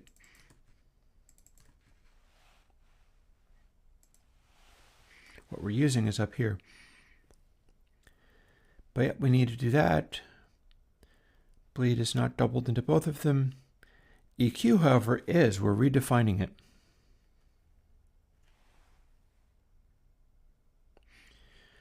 Also, let's not make an extra variable for this. There must have been a reason, but I don't need to care about the reason.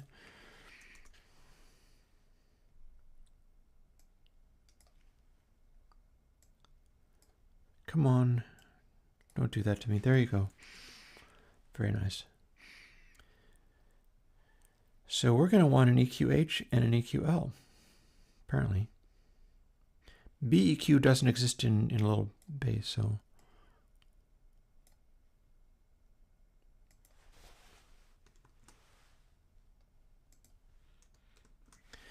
Now, anytime I run into one of these, it will cause a problem now.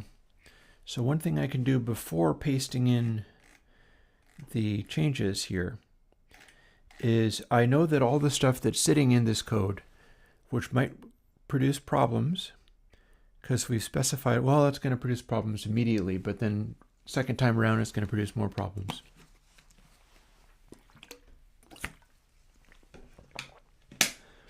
Anytime the original one said input level, anytime the original one said EQ, any of that, it's going to blow an error because it's not going to have L or H appended to it. And I haven't pasted in the little EQ, so I know that if I build it and it's having a problem or lots of problems like this, these unused variables are the ones that must be edited. Oh, and we've got another place for capitalizing that. We've got another place for punching in this system call.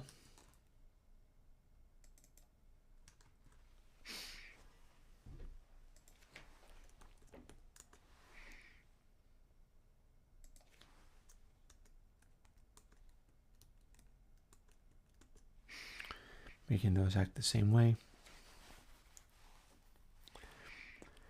So now that we do this, we still have a pile of errors, but hey, guess what? The thing about it is I go down here to where some of the errors live. Oh, interesting. I have another little error here. That's easily fixed. That part should not be fine.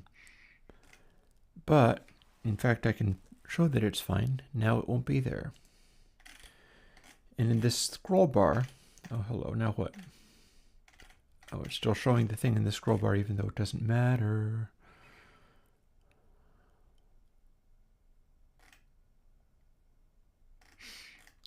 If I scroll past this,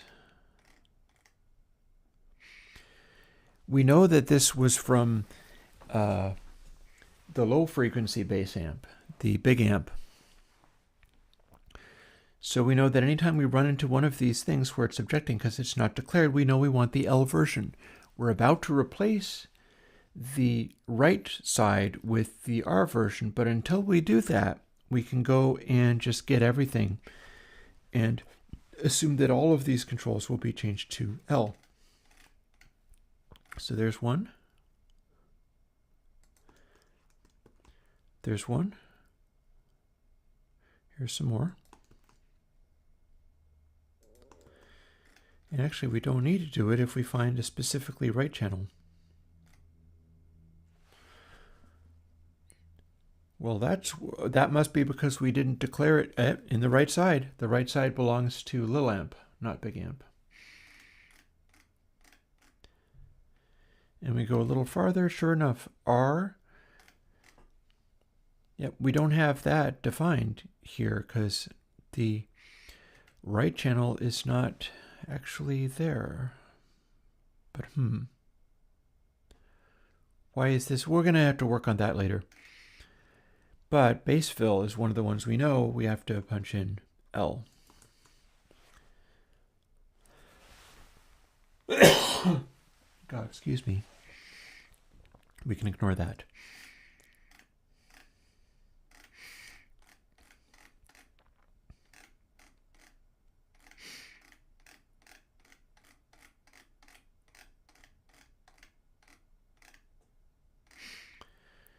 Okay, and that gets us through to the end.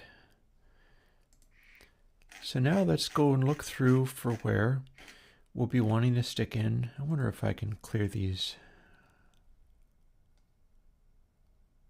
debugs.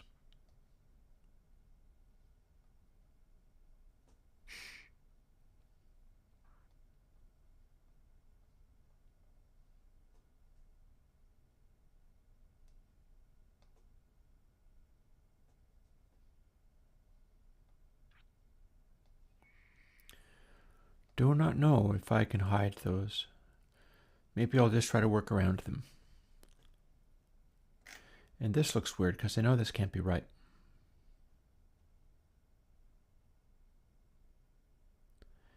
Yeah, I know that can't be right. Input level is not declared in this scope. Why is it here and yet it's not complaining?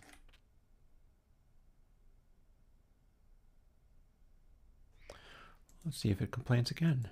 Is it complaining only the first time it runs into it? Oh, I think so.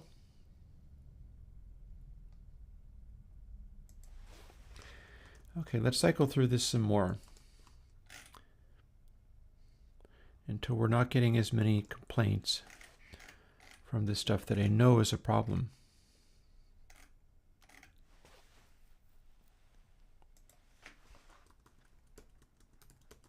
That'll hide that complaint.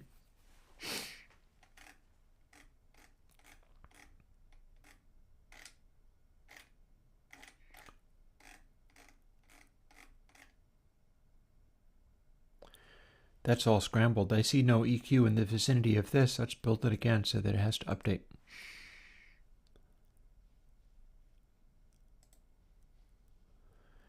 Here's my little red controls. I see no red complaints there. Oh, but there are warnings, so that's probably it.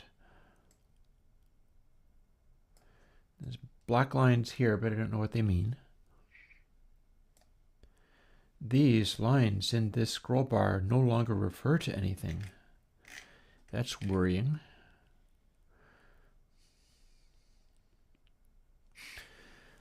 Well, let's start. We'll try to do everything at once. How about? We'll try to do everything at once by sticking in bits from Little Amp.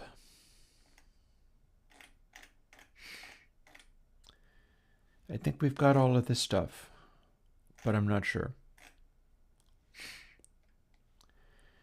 We've got overall scale. We've got these, because I remember doing them. They're down here.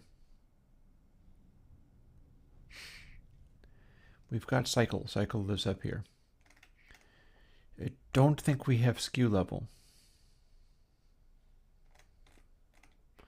And cutoff is the same in both. So we only want to add skew level.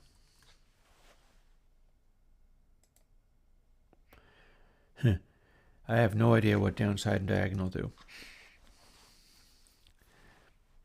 And skew level is from Lil Amp, so we're going to use H for this.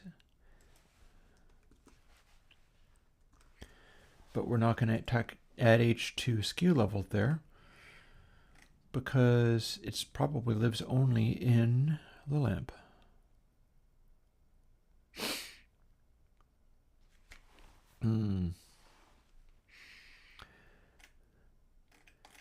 Biquad filters don't need to change. They're the same in both.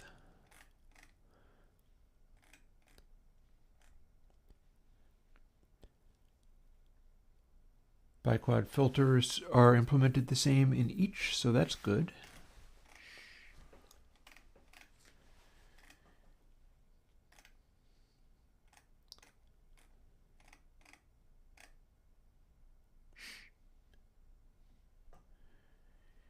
Here is a section where we're making a skew R in the final outcome, but we're wanting to work with the one from here.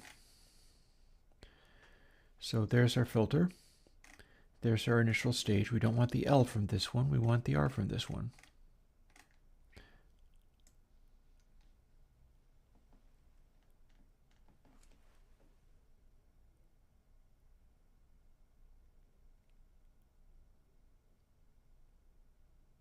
How does this apply? And it jumps to another screen. Thank you. Very helpful. Boy. So here's a struggle. What was this working from?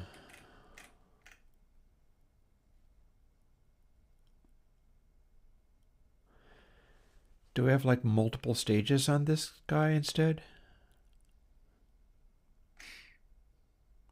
Is this the only thing we had for this? We got another filter stage. Here it is. So let's just assume that the initial stage of Low Amp is way more complicated than Big Amp. And Big Amp doesn't seem to mention first gain stage, but Little Amp seems to. Take caps off. Copy that, and now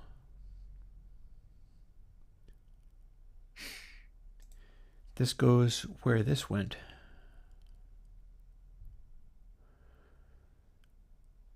We're defining base cut. That's weird. Why are we doing that here? Okay, that's worrying.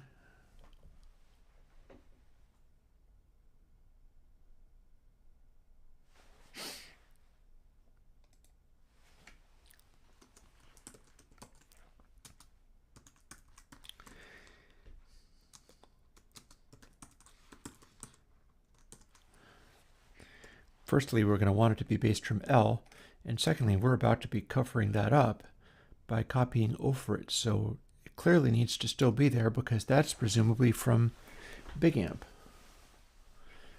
So let's, up there is Big Amp, and this should now be Lil Amp.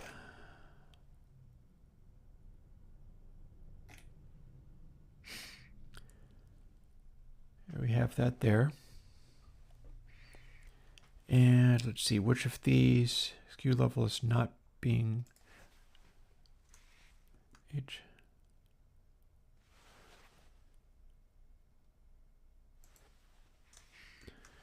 H.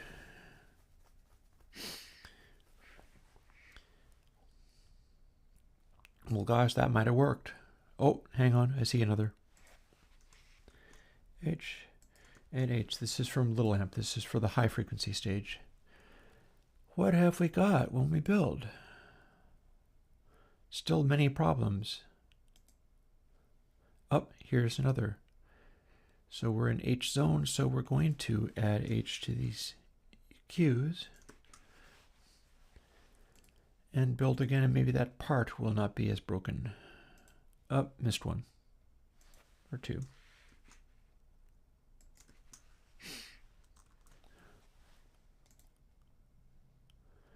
We got that initial stage in Lil Amp.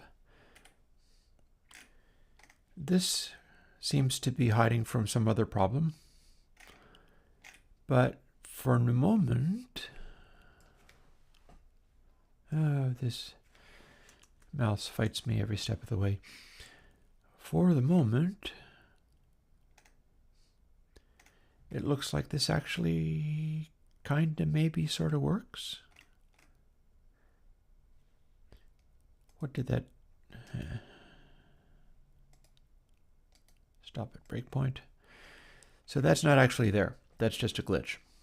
It is a Xcode glitch. Alrighty. So that's the gain stage. And we have a layer of biquad filtering.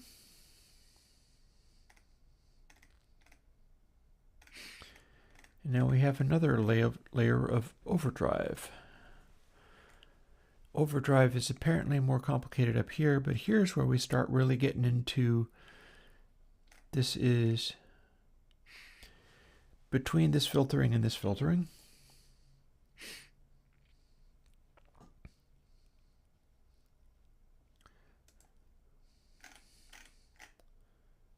So that was our first gain stage. Even says finished first gain stage, so that's what I want to know.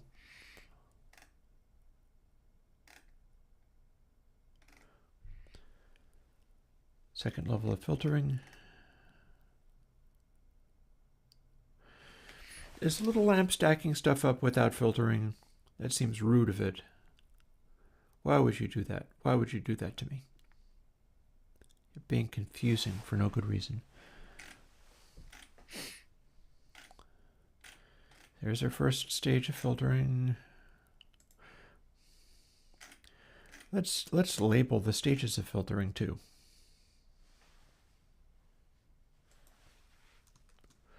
One,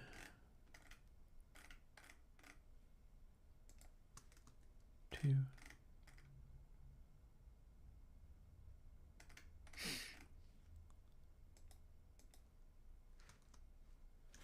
three, return.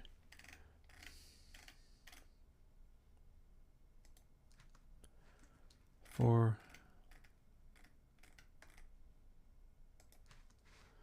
5,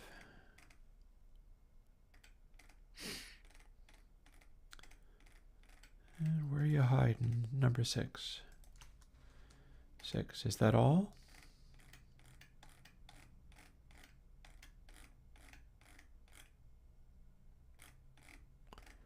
Looks like it would be, yep. Alrighty. So we're still full of bugs and problems. By the way, I can see chat, so if anybody is hanging out just listening to me whine as I struggle with this stuff. Oh, double offset R, previously declared A.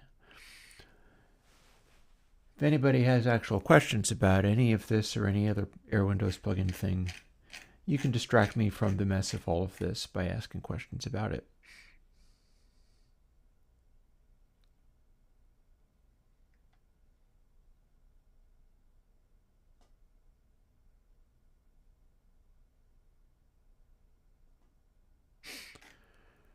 Interesting. Reset is having a problem too. If odd R and even R were not declared in this scope, that presumably means they didn't exist in little amp, so we're not going to use them.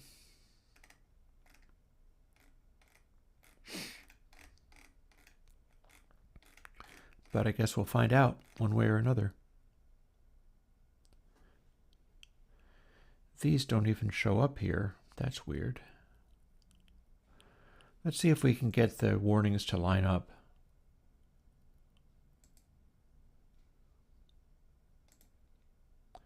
That's one way of doing it. See whether it has all the original warnings again. Nope.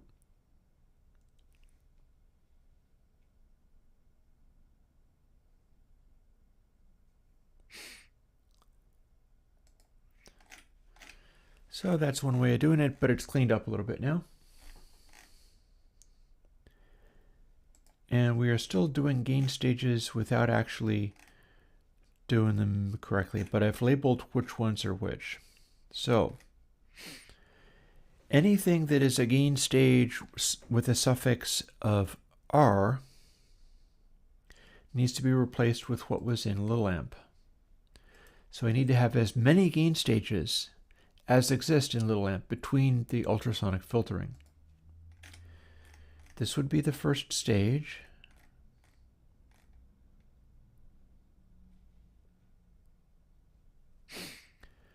So it looks suspiciously, oh no, hang on. No, I'm confusing myself unduly here because I only am copying skew R. So that's the first stage, and sure enough, I've got it showing as the first stage. And we get to filtering. I don't get why that's still there. That's not supposed to be there. It's a glitch. It's a glitch in the matrix. My neck hurts. Anyway, skew R. This is big amp, this is little amp. This is filtering 2. What lives after filtering 2?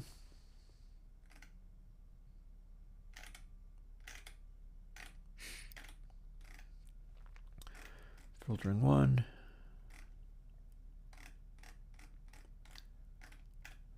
That's filtering 2. So we want the R from filtering 2. So we'll just grab this for now.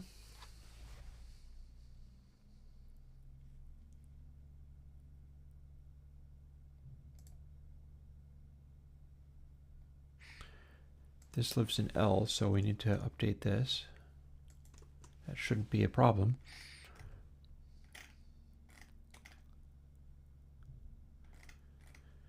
And what lives between 2 and 3 in Rville is going to be this, but wait, there's more.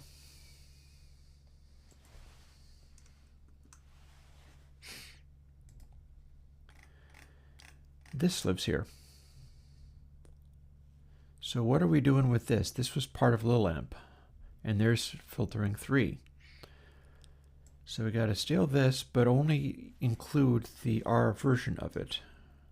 So let's do that.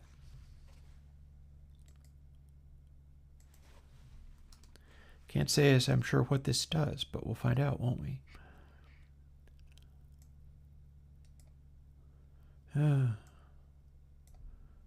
Can you leave things selected, please? Thank you. We want the R version. This is going to be another filtering something. And not the L version. L version is only for big amp.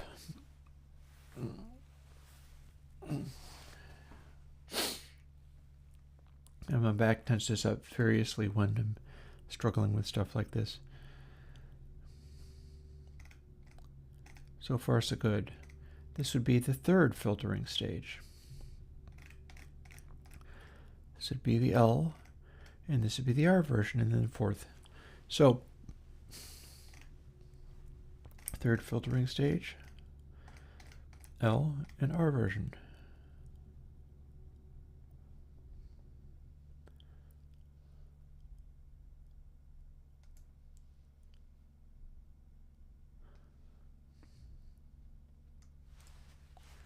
Can you select things when I tell you to select them?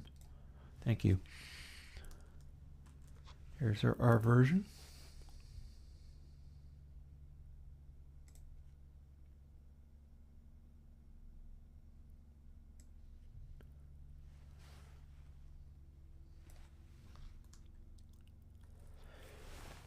The lamp is simpler. And I know I have to do that. And there's another filtering stage.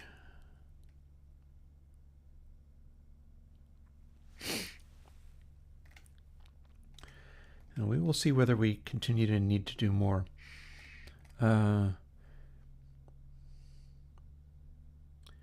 We just tuck that in there.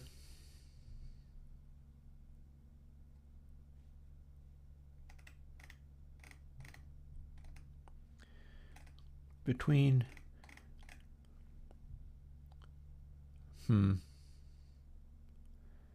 okay, what are we doing? Let's count. In fact, let's edit this and then not save.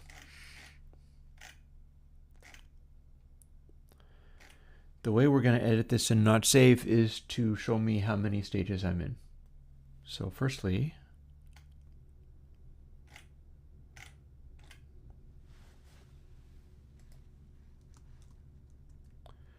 one,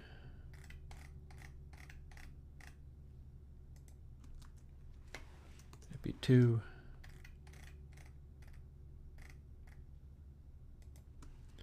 three, four, almost immediately five, six, which I think is all, and yep, it looks about right. And this stuff we're going to just copy straight over. That's our cab sound. It is running undersampled. So,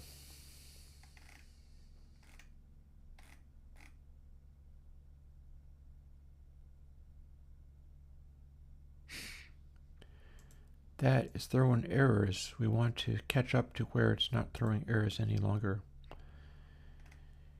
Here is a place where after 2 we want to go to 3, huh? So, but I've edited that, haven't I? Fair. Okay, so we did that. H and H.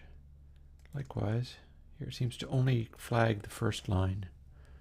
That's annoying, but survivable. Why is this only...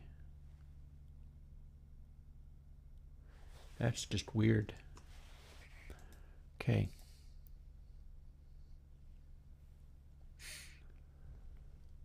It'll be so exciting if this actually works. You have no idea. This is the most cumbersome pile of nonsense.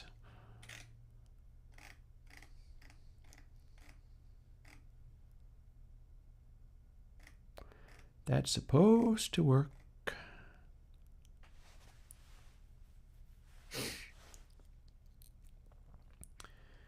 You have some more places to add L, including these ones. Please build again and show me if there are further problems.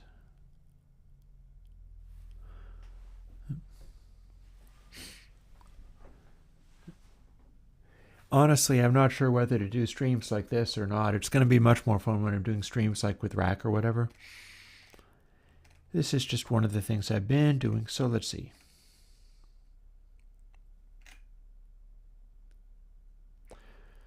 So just before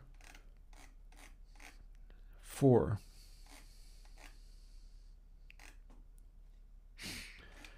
so in theory we've got 3. There's 1, 2, 3. And if we go and find 3, we see that we do have this code here, so we have got this far. How about just before 4? Signs point to no. So just before 4 is this code. It is simpler. Little amp is not as elaborate as big amp. It doesn't have as much going on. So, input sample R is where we see this begin. Please select when I tell you to select, for heaven's sake.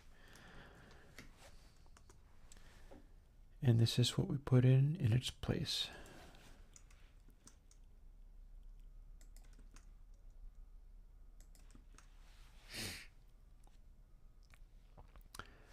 Okay, how about that? Does that build?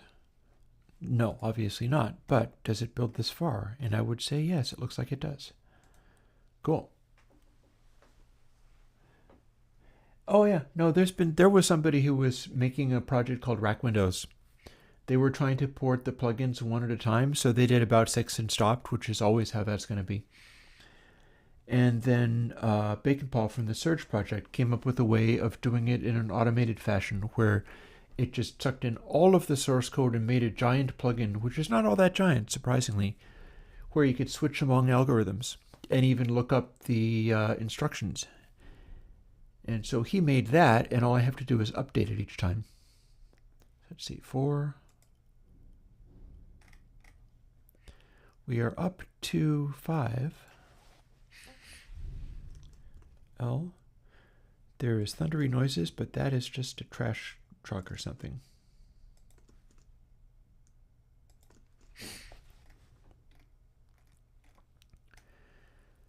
And between 4 and 5,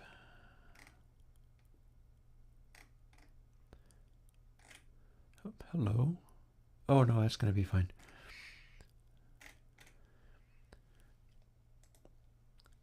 Stage 5 for a little amp is very, very simple. Boop. That's all it is. It's a lower gain amp than big amp. The stage here is way smaller. So, between 4 and 5,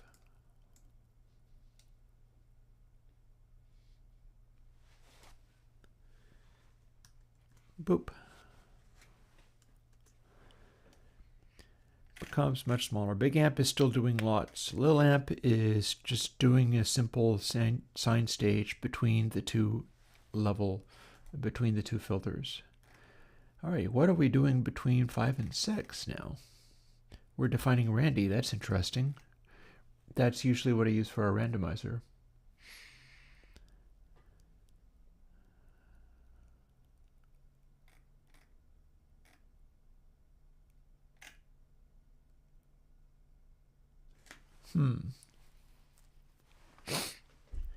And we're running out of this. This is stuff that is applying extra things for a big amp, which are not in place in little amp. So sorry about the flashing. I see the flashing sometimes out of the corner of my eye. Don't need to care about this R stuff, but for this is going to matter.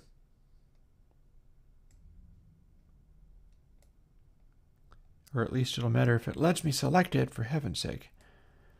If odd R is not declared in the scope, that's because we're only applying this to the big amp section. As such, we delete that stuff out, and we're not using it. And up, hello, a little more.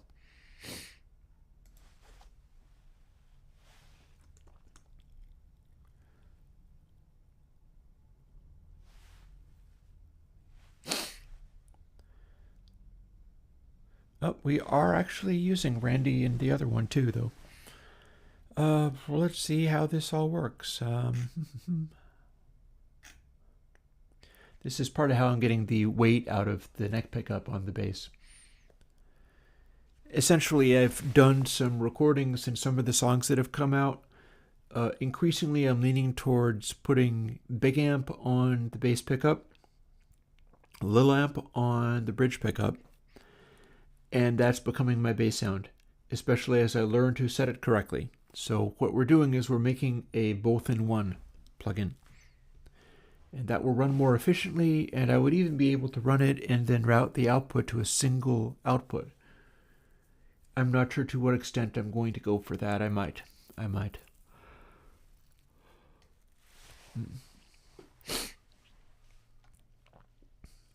By that I mean summing them together, so that if I am on my analog board, I can just go to a single output, or if I was mixing it in a regular DAW or whatever, I could sum them anyway, and then I would have my combined sound with a stereo input, but the output wouldn't be hard left, hard right, and that's almost certainly what I'm going to want, so that's probably where it's going to go.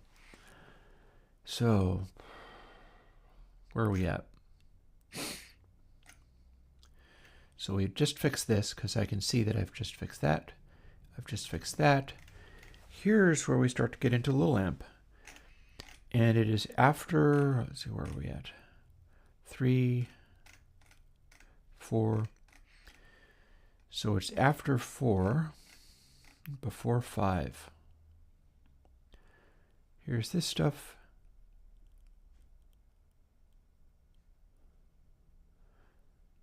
This is weird. Why is that there?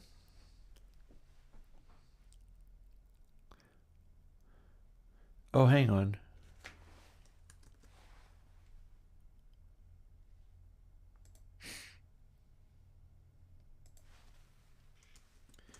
See, I'd already done that part. That's the thing I was telling you about, where between filter 4 and filter 5, little amp is much smaller than big amp. Big amp still has a bunch going on and has a bunch of boosting. Little amp is just another stage of saturation, another stage of filtering, which is why it's working so well at low gains, is it's not producing lots of extra gain. So it's between 5 and 6 that I'm concerned with. And we gotta add L here, and here, and here. BEQ doesn't need it. This is another thing I'm doing. So that part should be fixed. This part gets changed, and this has already been made to be big amp only.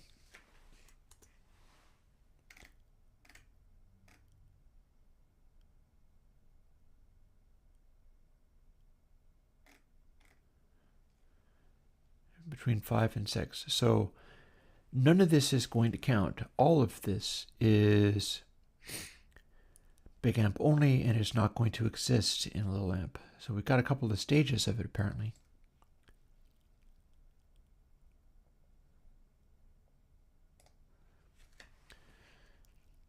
So that's R, so let's make that go away. L should be fine. And again, this I think is literally what I am. It's between 5 and 6.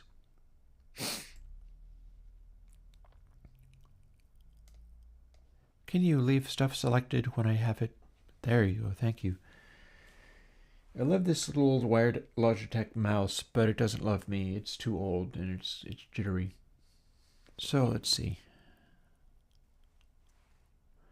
I know I'm not going to want that.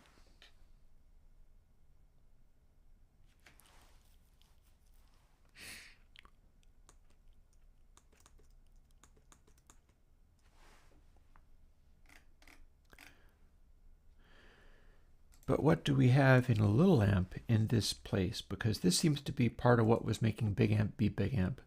Between 5 and 6. Little amp just kind of does this, doesn't it?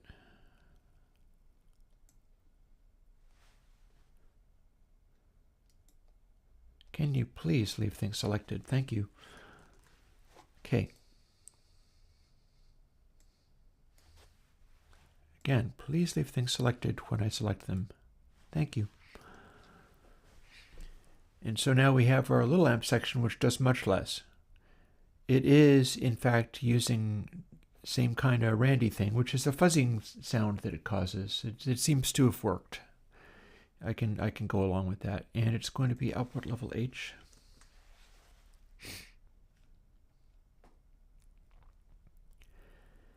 And some of this I might be able to simplify. I'm not sure. Might be worth fussing with it once I have it up and running, because it's no longer going to be an exact clone of either.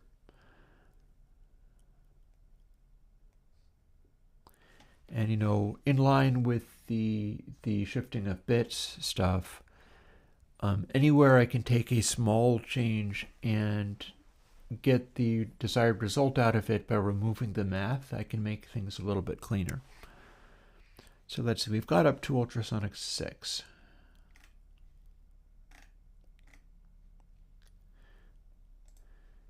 This dry wet thing we're not actually going to use, so let's leave it off. How about? Please leave things selected when I copy them. Thank you. And am I doing multiple flip equals not flip?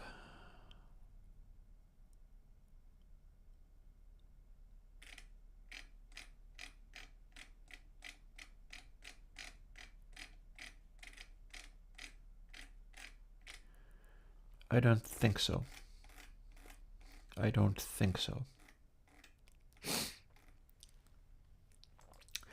We're getting close to the end. Check it out. We have to do this, but it is the same. Left stays the same. This is a terrible way of doing this, but this is how I used to do it. So with a small enough kernel like this, it is, and we're only doing it once for, it's undersampled. But this is how I used to do that. Might be worth updating it, might be just fine the way it is.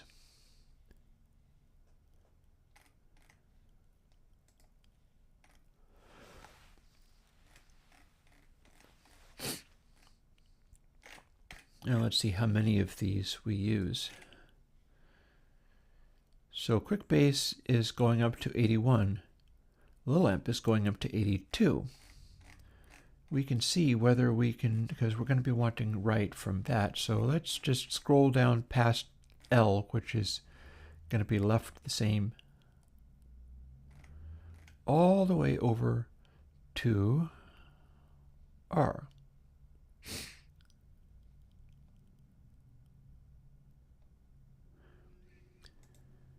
And you know, one thing we can do is just copy and paste this rather than having to tack this bit in. We can just grab all of it. See whether that works. And this is the hard code for the little amp simulated.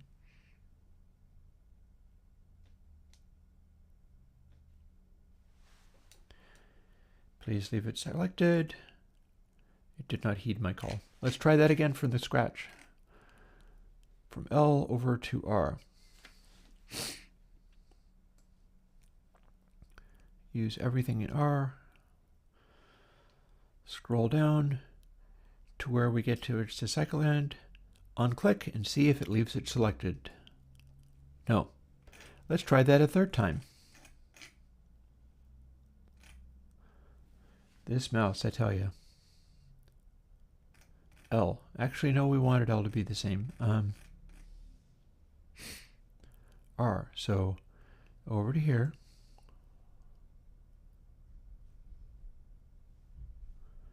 Copy everything right down to the cycle end. Hey, that time it was selected. Command C like 12 times to make sure it works. And let's do the same rigmarole here.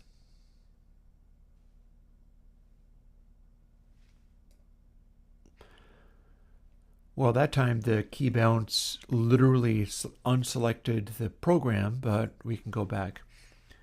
And Command V.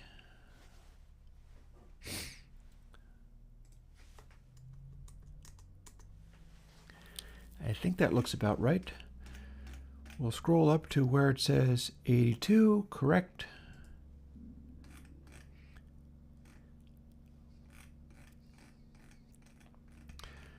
Are we doing our filtering, multipole average, using last ref variables? Yes, we are. And that was the end of that one. So we're going to close this and not... it said not save, and it... And not save. Now we're going to build this and see if it actually builds, which it might or it might not. Ah, we got one left over. Output level L.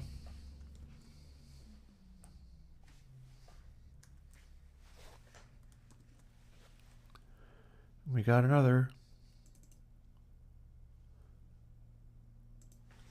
Output level R. And we got more. Wait. I just fixed that.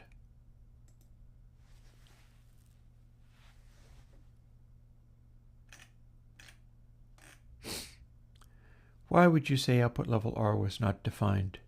Is it because I have them both ganged together? But I have an output level L defined. What's the deal? Let's go up here to where we've defined the variables. What is your deal? Reset. It's where we instantiate this. Oh, because it's supposed to be H, not R. Okay, so we'll try to build it again. We'll get the same problem. And then I correct my simple typo. We don't want R. It's high for the bridge pickup, so we want H. Now we see if it builds. It builds. It's only 1:30. I only ran an hour or half an hour over what I would normally like to do. Generally when I go way over, I'm so fatigued that it messes with me, so I'm probably going to avoid that. But we'll put it into components.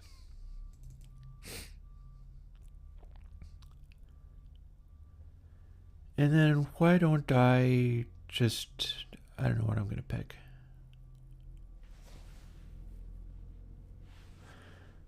Pick the music. There's a loud bass in the music. And if I apply that one, I may or may not get something. We'll see fairly quickly if it's a complete disaster or not. I may have the bandwidth for fixing complete disaster today. I'm not going to be porting it to anything. CRickBass. Gain, tone, and out. And dry wet.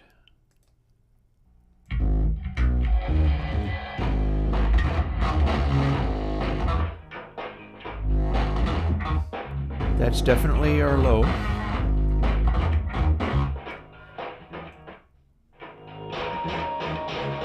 That's definitely our high.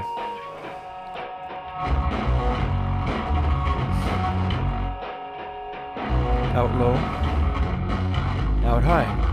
Okay. So we don't have them summed into the center yet, but things seem to be kind of working. I believe this is the sound I needed. Cool.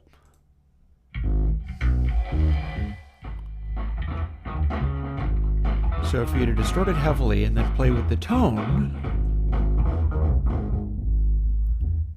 it gets very heavy. And we're never going to actually be using that part, but I'll find what I was using for the tone. I'm probably also going to be padding the gain down a little bit, figuring out a way of setting it within the range I want for a Rickenbacker bass, which is going to be different.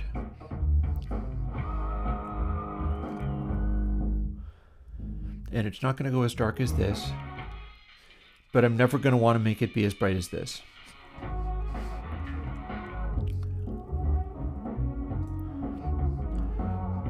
So, high.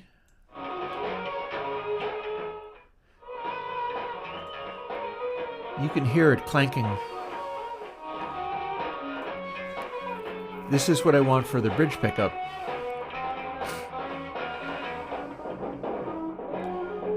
And we're going to want it to be brighter.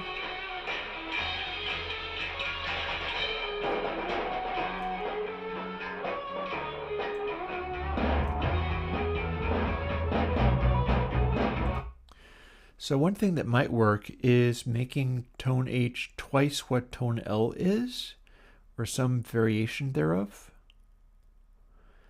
So I don't know if I'm going to want to tweak them both simultaneously, or I might want to just build them in. Find the right setting for that and then use it.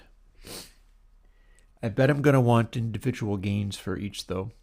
There's going to be some times when I want the highs of the Rick to just rage and snarl, and sometimes when I want them to be a lot more clearly defined. The poor computer is tired, so let's give it a fan.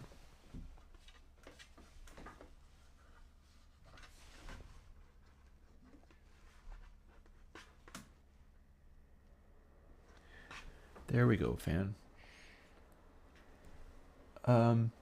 You're hearing an old track. That's not, that's a reverb from somewhere. I actually have no idea what reverb this is. It would be one of the old Airwindows reverbs, because this track is Twilight Sparkle's Eyes, which was mixed in the box, I believe. So I'm pretty sure that's going to be one of the Airwindows reverbs. So here's what we've got.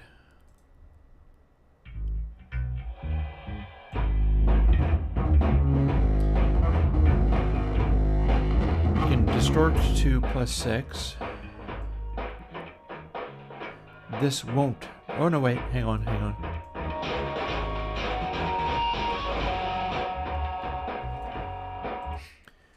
So we could cut both of those down and then sum them. So maybe that might be fun.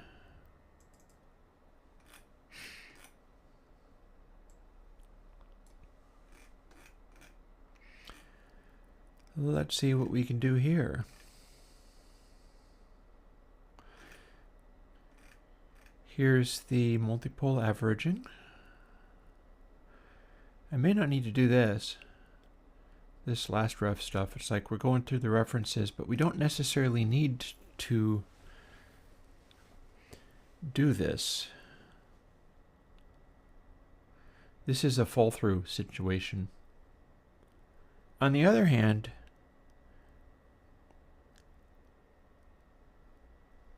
yeah, I'm just specking out how this works. We've got the undersampling. The multipole averaging is more suitable for dark stuff, but bass is often that. Often we want bass to not poke out and be too forwards. We want it to be big, we want it to be roaring. We probably want the multipole average, but I'm not absolutely certain of that. In particular, it might be good to have the multipole average only on left, but not on right, because that's what this is doing. So how about we do that? If, that is, my mouse allows me to select anything.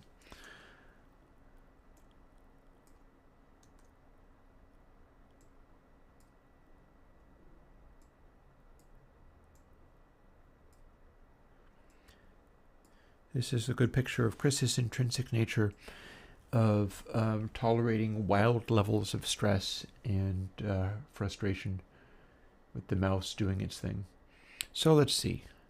So now we are only filtering the big amp sound, but the little amp sound remains unfiltered, which seems right to me. It's got to be the sort of clanky bright stuff. Now that we've gotten through this,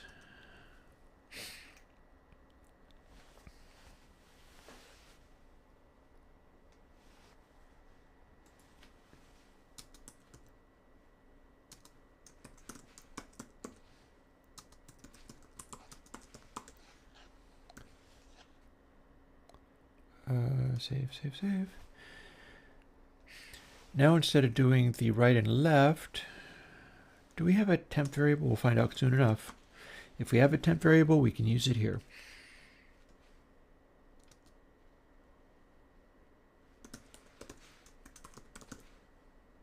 Oh, I want a parenthesis. You can use precedence of operators to do this, and I don't like doing that. You will notice that this is a shifting of bits type of thing, where it must be a factor of, and you also note I've made a bug, but I'll fix it.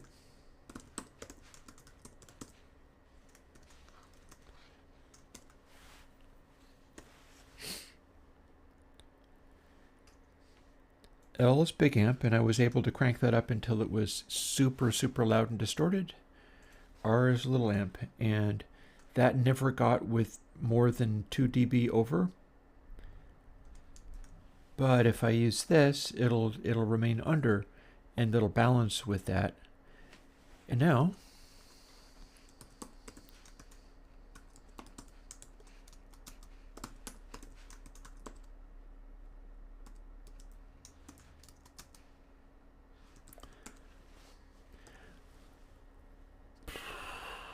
you know, maybe I could, this would be cute. Let's see if this works.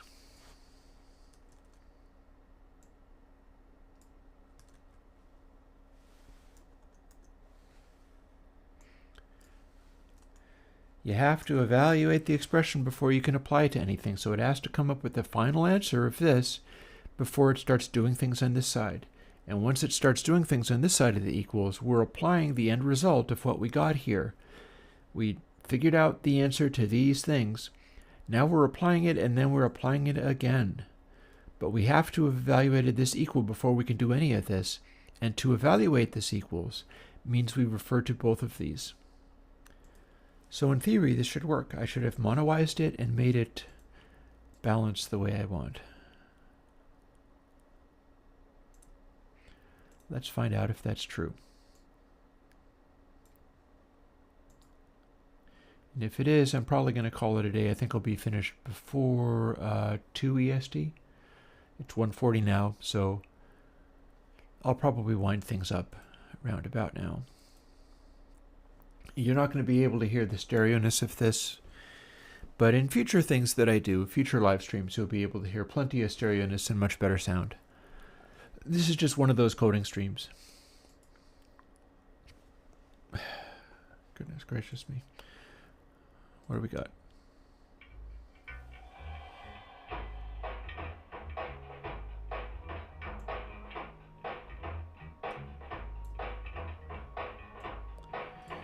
So high. That's a lot of gain, but that's still good and low.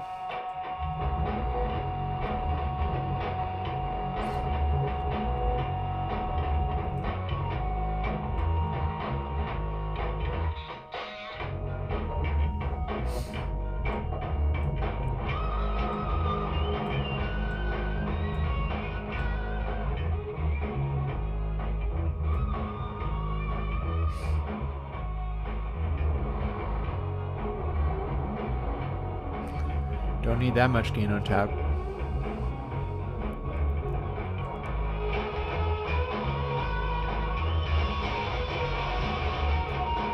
Highs does need that much gain on tap though.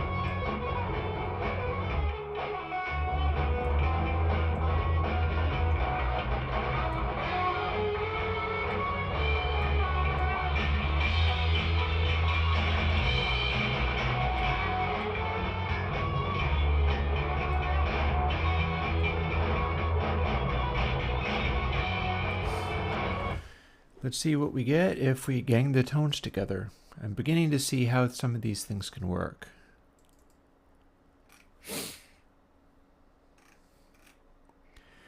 Oh, also if I do the live streaming for Rack or something, I'm going to have the camera in a place where I can look at it more easily. The entire live streams I'm doing are me in this tiny, tiny screen in the corner of the code looking that away. So, bad YouTuber, no biscuit. I should be able to make some of those things improve. It's just, you know, there's a lot of work to do. At the moment, I'm worried about making this plugin work. And it seems to, and that's cool. I like that.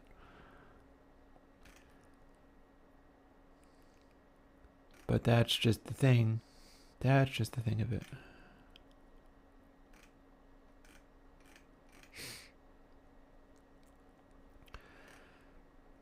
So let's see.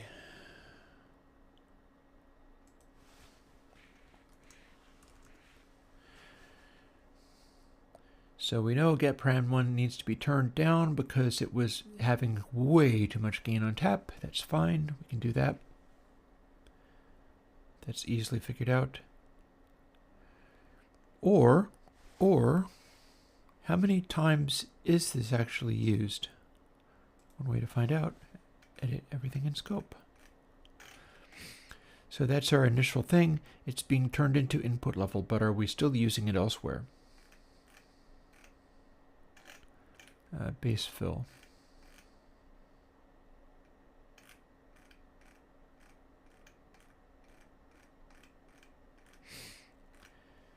I'm having a slightly hard time focusing. Let's see.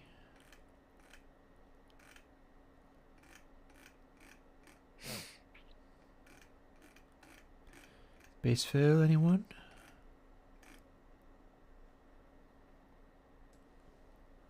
Well, I'll show you one quick way I can find out.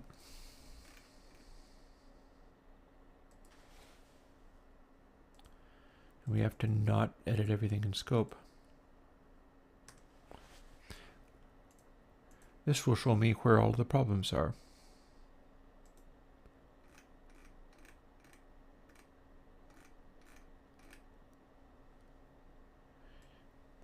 I don't see any further examples of the red flag saying that it was showing up there. So maybe we don't actually need that.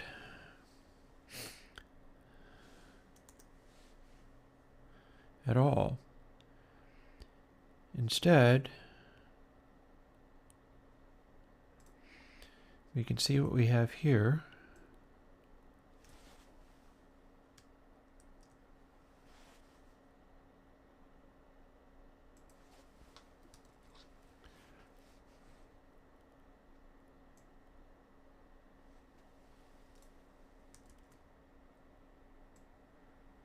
We don't have to multiply this as much as it is. And we do still need to multiply that, but maybe not as much as this.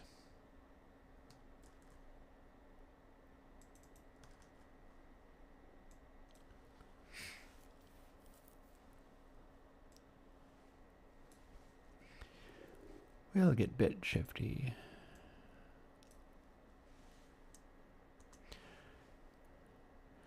Let's see if that builds. That should recalibrate our gains, assuming... Oh, well, there's one place to find it.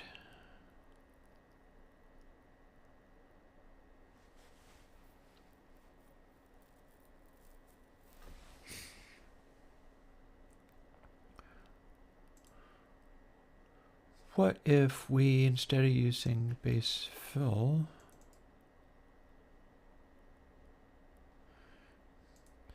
here's our super low thing in here. I think base fill was a increaser.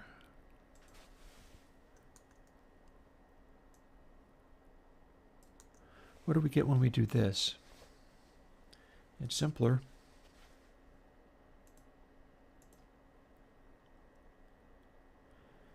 And that solved that. And we were going to gang the tones together. Let's see what we can do to gang the tones together.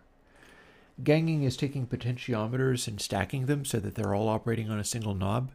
But when you alter the knob, you're manipulating multiple places in the circuit. And to see whether that maybe is the thing we can do.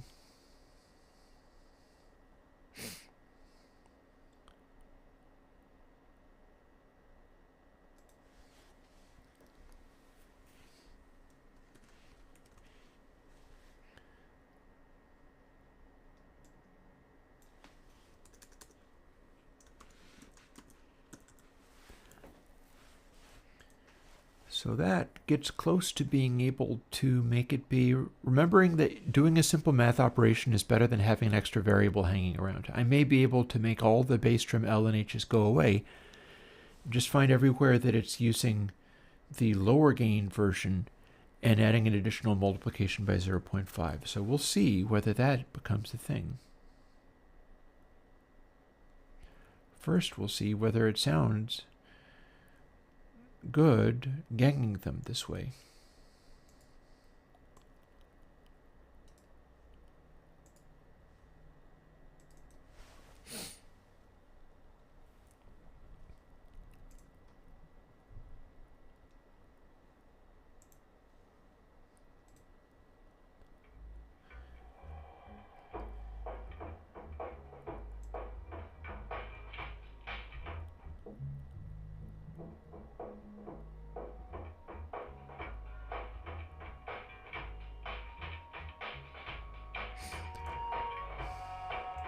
So that no longer does anything.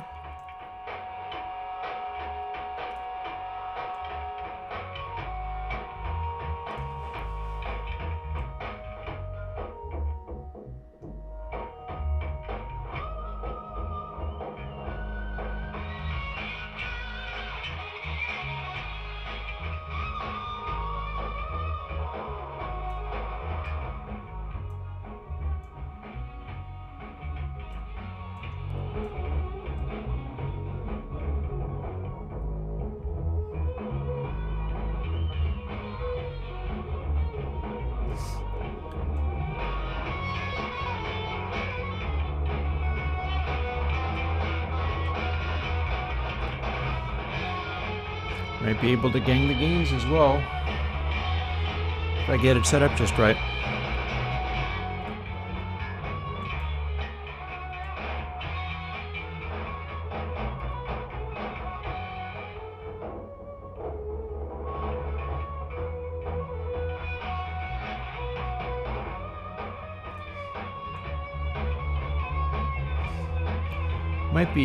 Might be able to use a little extra gain on this.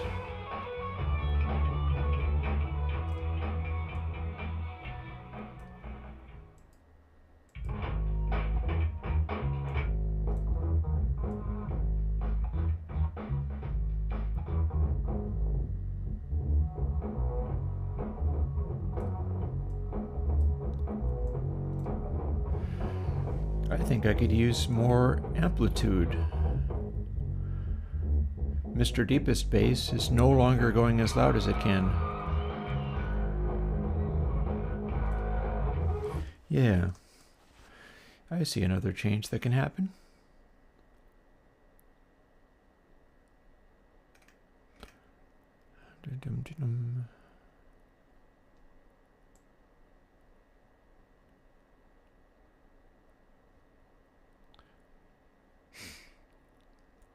We should do the usual thing of making it be the golden ratio. And we'll go on from there. I'll look it up.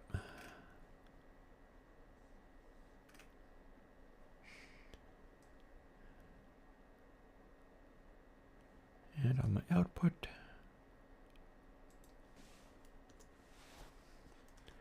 there we are.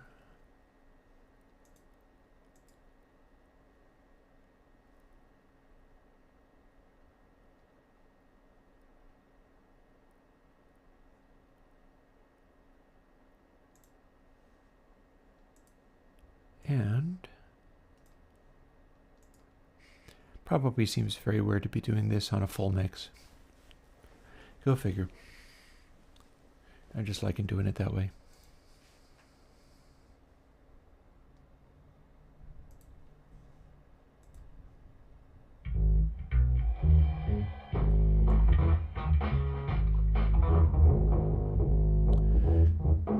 Yeah, the way it balances is interesting now.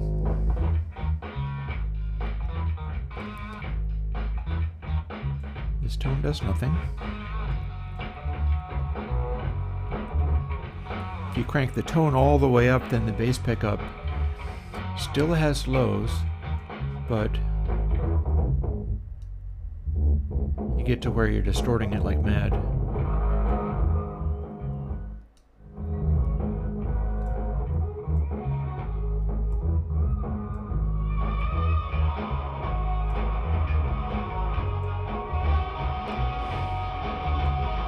distorting the highs.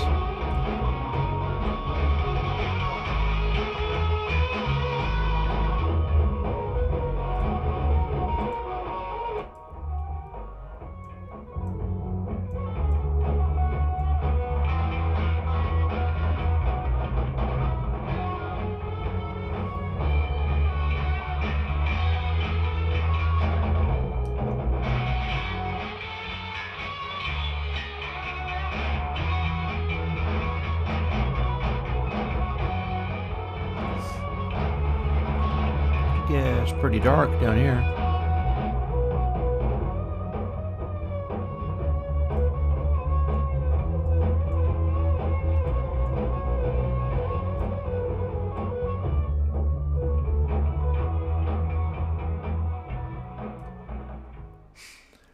You might be able to faintly hear a beeping, which is actually in the track.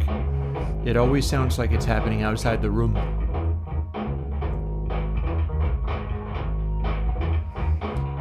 Interesting.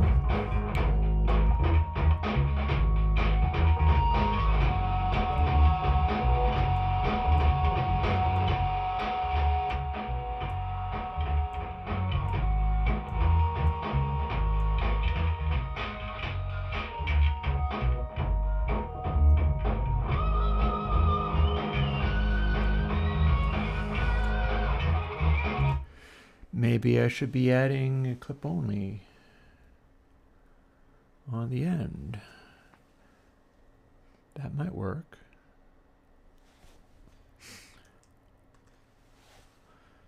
Let's see how we go here.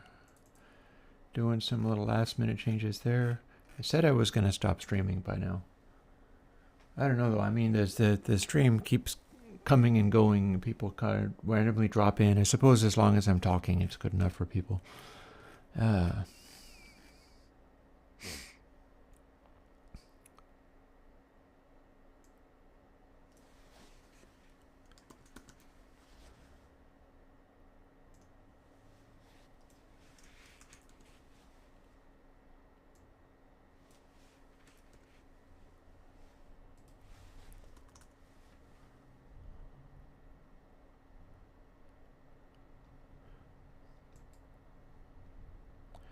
And we're leaving this at full crank and putting in a clipper to deal with it. Meaning that now all of this stuff goes away and it starts becoming one of those very simple ones, because that's often what I like about these things.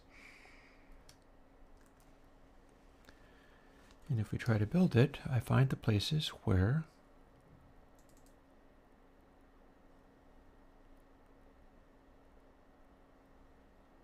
interesting.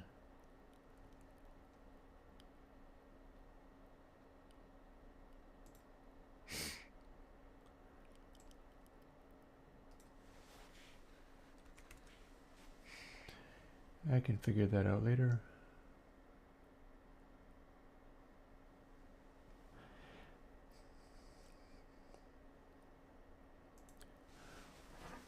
Okay, so divided by 2 is 0.5. Divided by 4 is 0.5.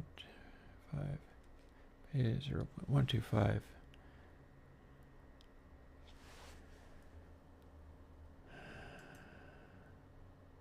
What is it? Oh, 6. Hang on, I'll look it up.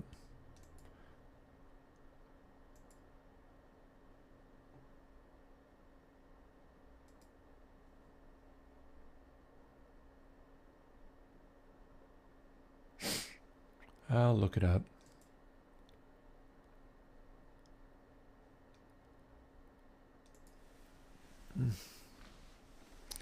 Oh, my neck.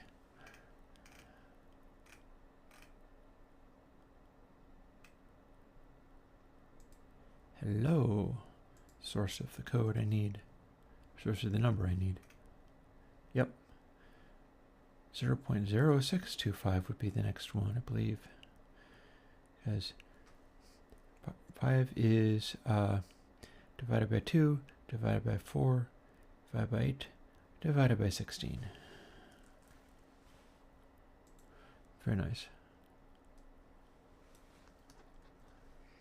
But wait, there's more.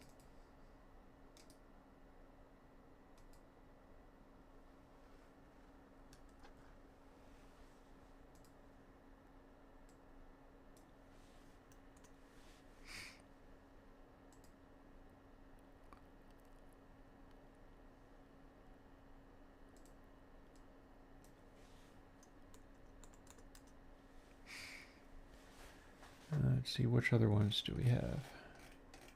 Got one down here.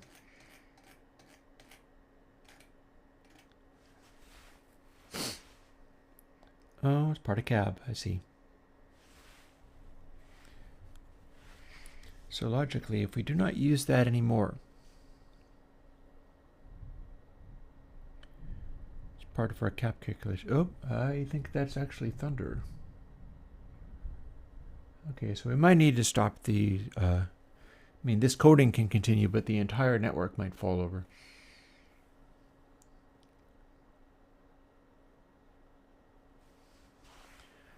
Oh, and here's another output level.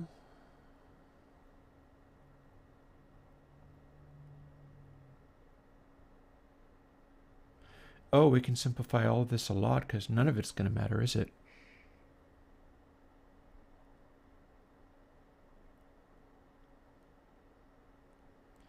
Yeah, this is nothing but a slight fuzz added to the cab sim that we don't actually need.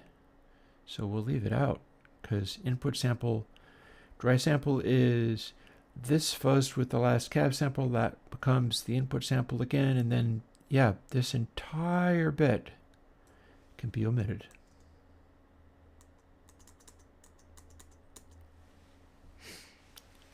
How about over here? Bet it's the same. Yep.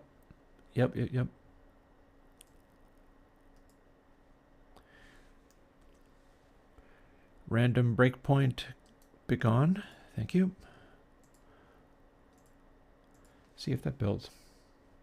Nope. Found some more.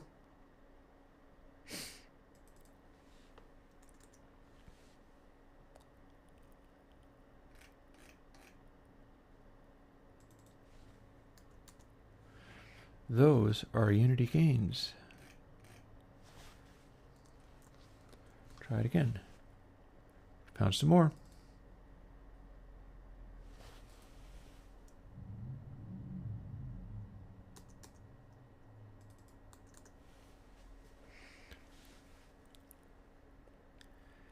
That's just a softener. That's not only just a softener, but that is right in front of one of the ultrasonic filters at the very end. We don't need this here. I think we can lose it. It's a thing. It's part of the original big amp and little amp, but we don't need this.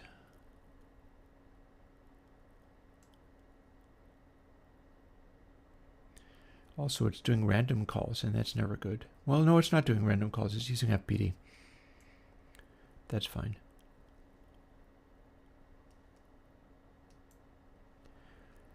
My mouse will not... Ah, there it goes. Okay. Wait, hang on. Did I take away too much? No, it's fine.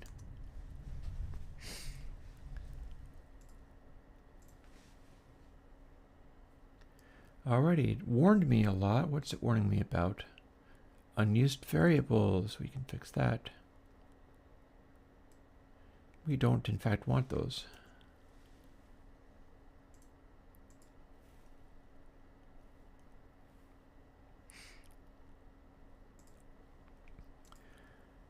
Now that we have that, further things. I really should update this.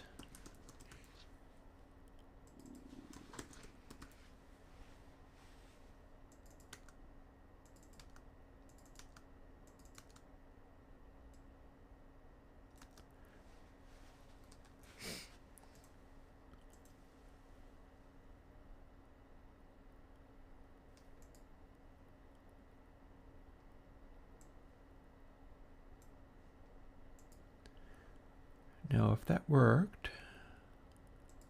and I don't see why it shouldn't,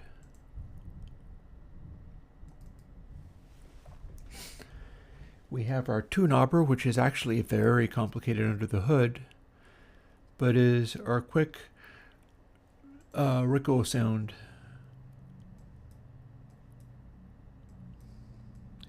All the controls mean nothing but this.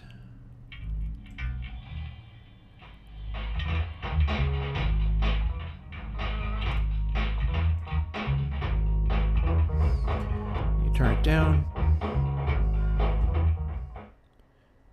There's a lot of space before gain, so I might need to adjust this, because you can't use this at all. There's no gain there. And I know how to do it too, but full crank, full darkness,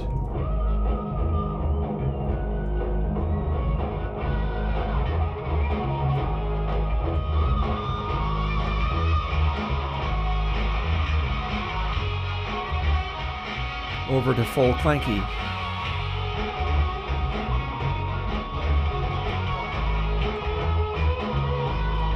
And the middle is about median, really.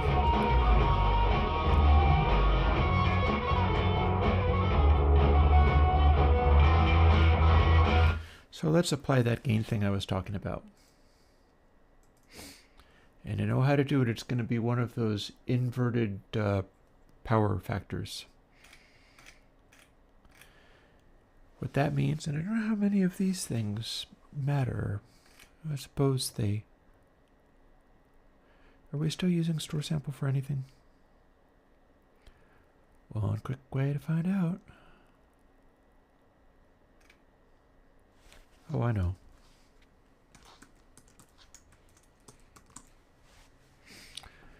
We're not. Those are only two matches, and they're only there.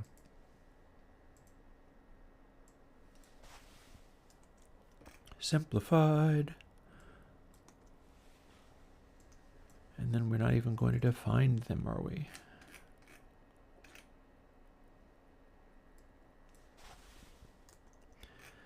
This is good, having it simplify like this. Should give me a cleaner sound as well, while I'm at it. While we're at it, simplifying and fooling with things, it's time to lose the redundant controls.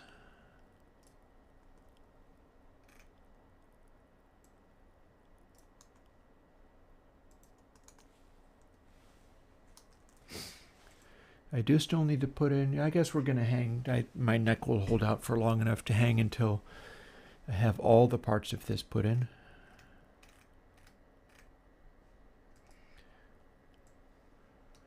I had just deleted that.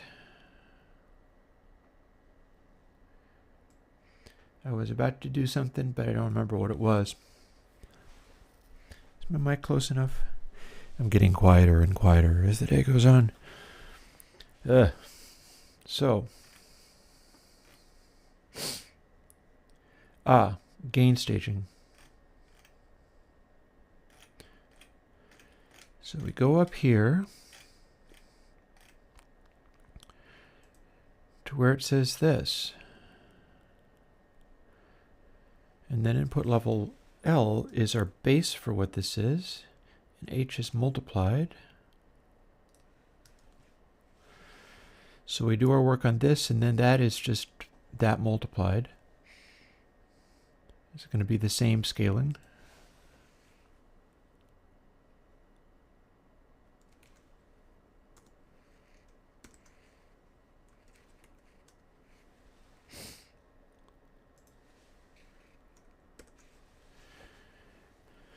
So if we just have that, it goes back to natural again.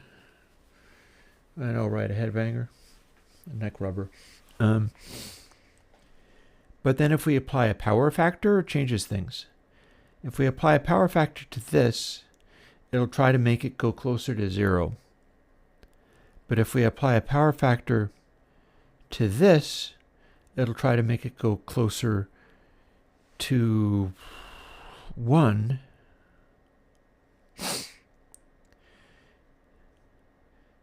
because 1 minus full crank is, well, trust me on this, I think it's going to work.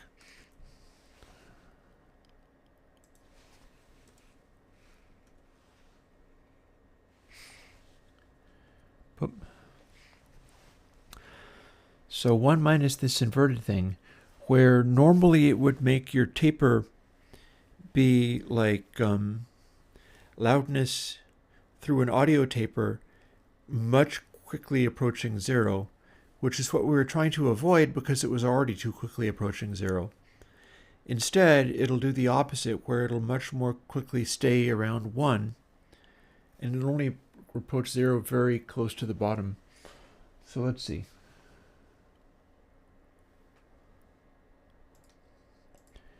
First things first. Oh, hello. Hello, overlooked some things.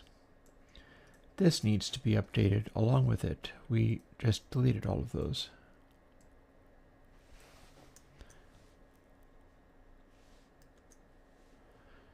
Why did I delete? But oh, it worked all too well, didn't it?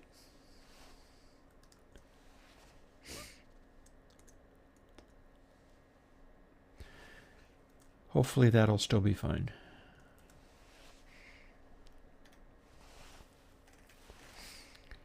Now, none of these will work either. So firstly, we make sure that the mouse actually selects the thing and doesn't just bounce. Like this. Then, delete. The little old computer struggles to know what it's doing, but eventually it'll get there. It's trying to delete all those letters. Ooh. It's probably because there's 120 errors declared there, so it's like recalibrating all the errors every step of the way. But it got there. And now if we build, it should actually work. We'll see. Yeah, it looks like it did.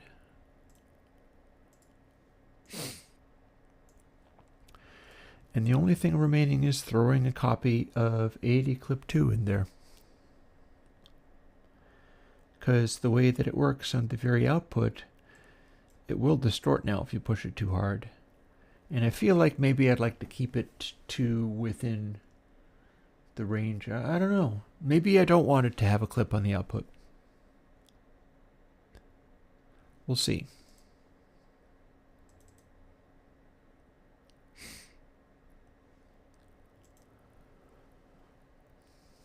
Here's our track with the loud obvious bass. Here's our now greatly simplified plugin. Full crank.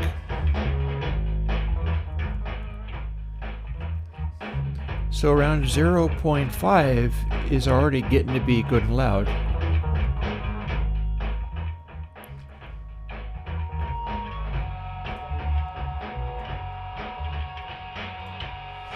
We can hear the clanking of the bass, which is what we want from this particular thing.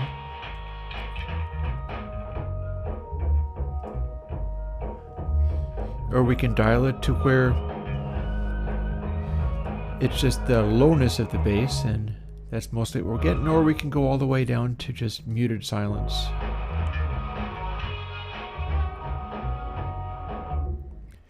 We don't have to go down this low, but we can.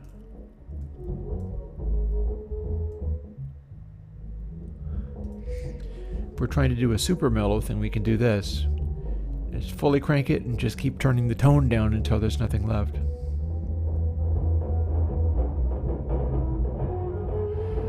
Here's where we're getting full gain.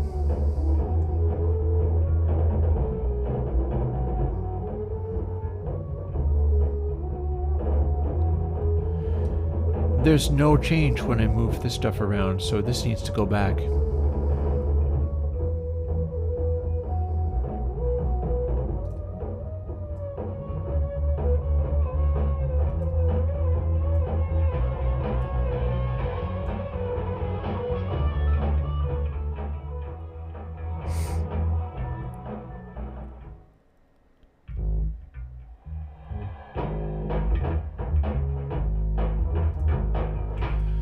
I don't know, I do like the fact that middle works pretty good for this.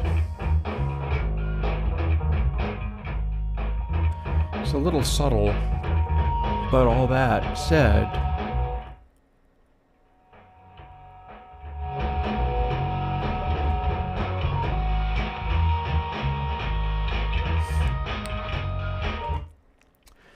I think both of these would like a range of about 0.25 to 0.75.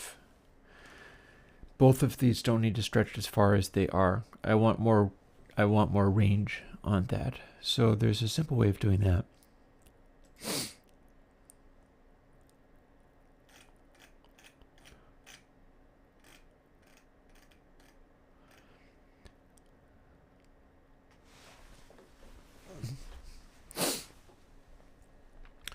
We can reverse the order of these so that, again, we are making the value and then we are applying it elsewhere. So copy and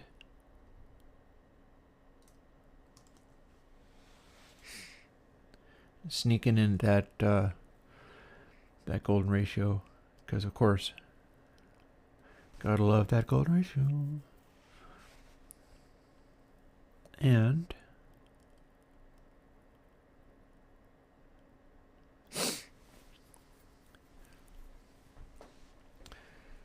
so let's see. I'm going to grab my calculator for this. It's a stupidly easy thing, but I don't care. I'm tired. We divide both of these by 2 and then offset them.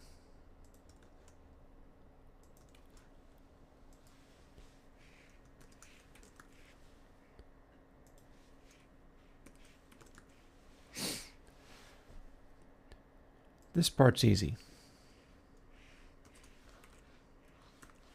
There, that is now divided by 2 and offset, so it goes from 0.25 to 0.75. This one's going to be a little bit more complicated. We have done 1.0 minus, but the range we're working with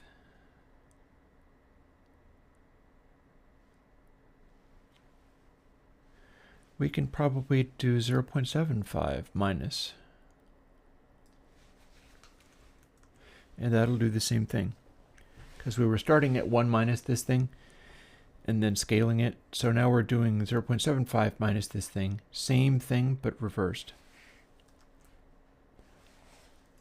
Now if we build that, and I'm still contemplating throwing clip only on the output of it, although honestly you could just do it as a separate plug. There's a lot of stuff where I might want to have that additional output punch.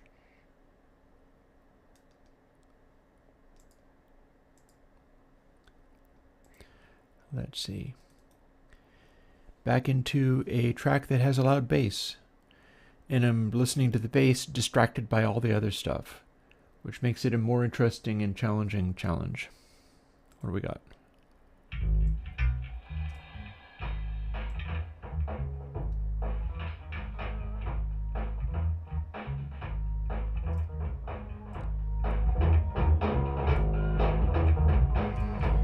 Yeah, and we've just restricted both of these. It can no longer go as bright or as loud.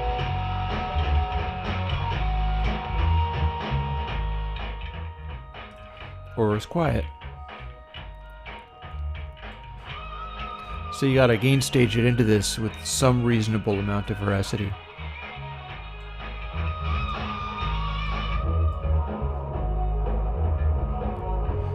This is probably as dark as I'll need it to go. Distorted to obviously super clean.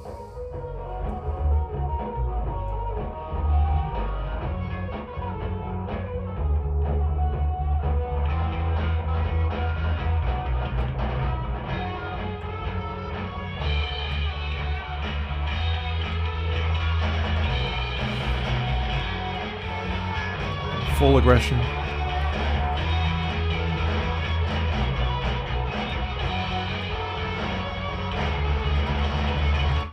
Let's briefly hear what this sounds like in a chain that does have clip only in it. It won't be quite the same because we're listening to a full band and not just the bass, but temporary effect stack.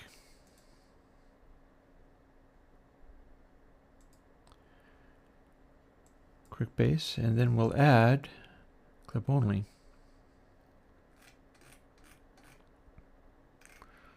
Or rather, what is it that we want?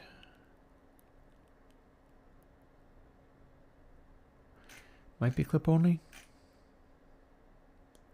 It's not clip softly. Or clip only 2. What would it be? What would it be?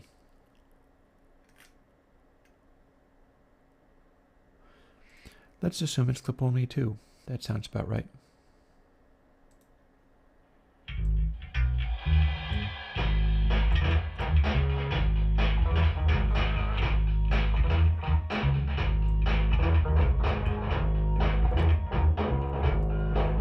You know, I think I like that.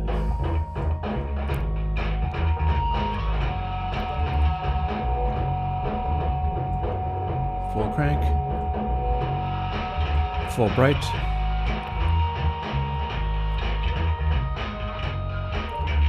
Sounds a little bit like running a track through a bass amp.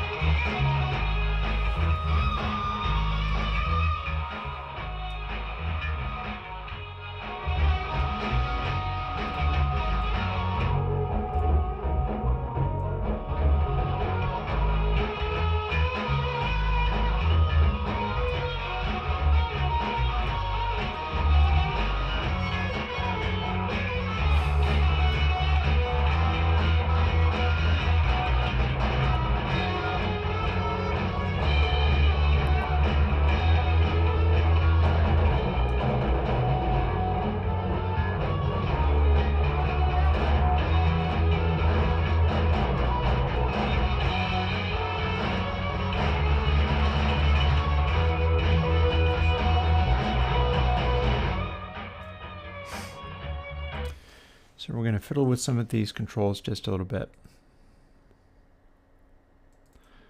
And I think add the clip only too. I have that as a discrete chunk that I can drop into things, and for this very reason. By the way, bye-bye everybody who's leaving. I will get to the end of this. If my stamina for putting up with this nonsense is greater than yours, then hey, dial back in when I have the plugin done and I'll give it to you. I'm the one that has to sit here finishing it. You don't have to sit here with me while I finish it. It's fine. So let's see. Input level L should be higher than this.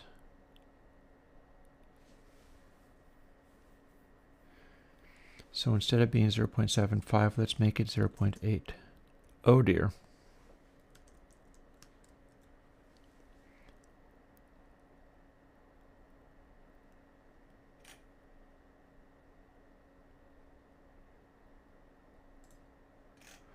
What just happened?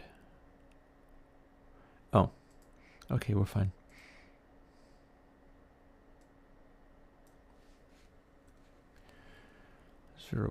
.8 minus this. And bass trim, I think,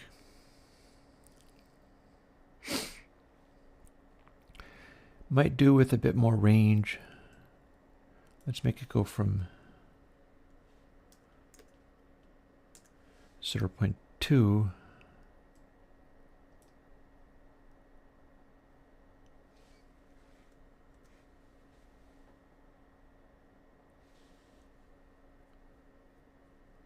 7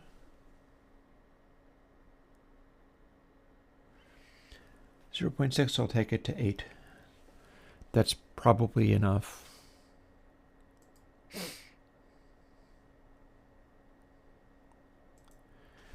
And then what did we say? We wanted to put the other thing in. That other thing, I wonder what happened. Like, did the stream stop or something, or did it just wear everybody out? That's always a possibility. That is a thing that will sometimes happen. Oh, C-strip? No, that's not the one I want.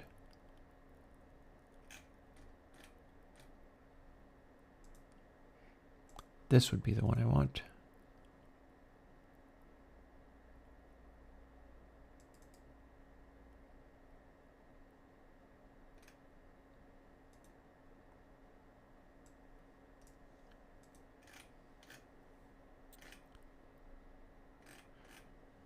I just found the part that goes in reset.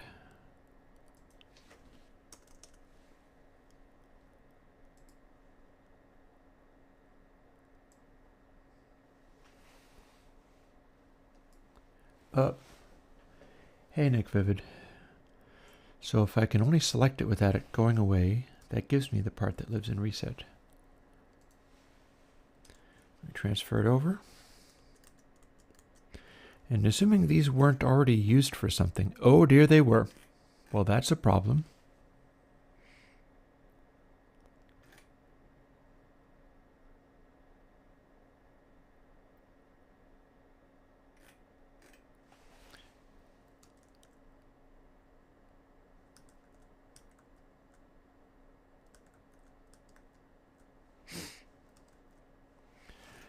How about we take that away, and now we're going to have to update last sample. That's the only one that's in there, but boy is it ever.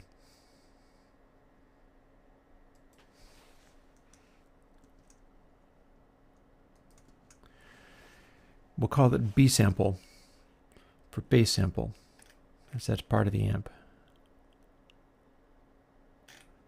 Or maybe A sample. Or maybe we just remove it entirely. It's typically an averaging.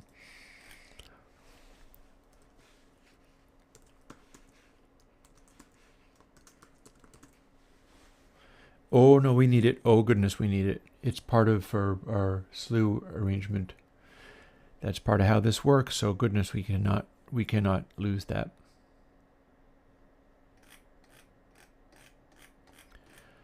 It lives there.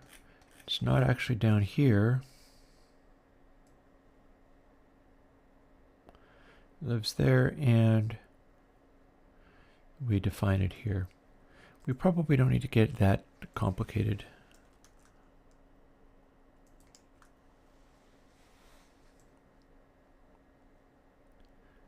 I saw where it lived.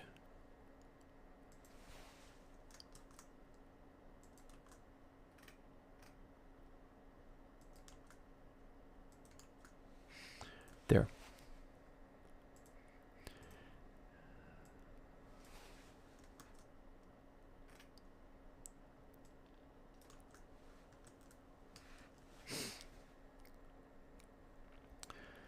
Now it builds.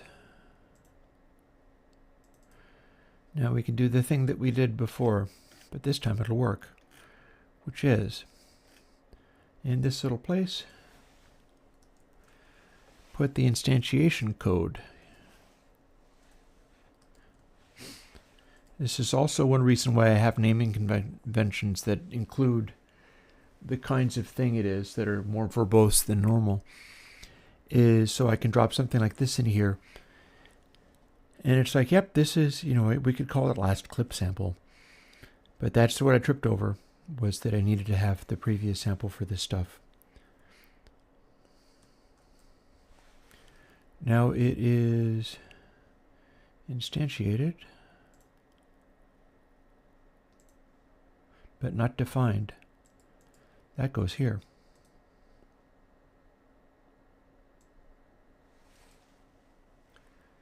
Random breakpoint, go away. Bounciness of the mouse. Boing, boing, boing. So, and we're leaving the, you may already know what the it is that I'm leaving.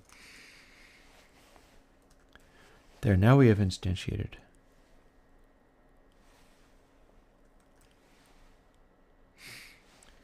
Now all we got to do is Go into the code again. Zip right down to the bottom. Oh, we don't need 2 channels of this either, do we? No, we don't.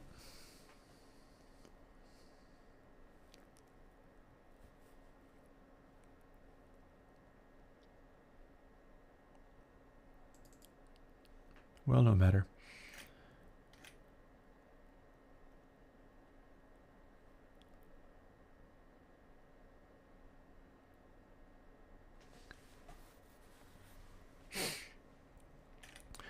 No controls.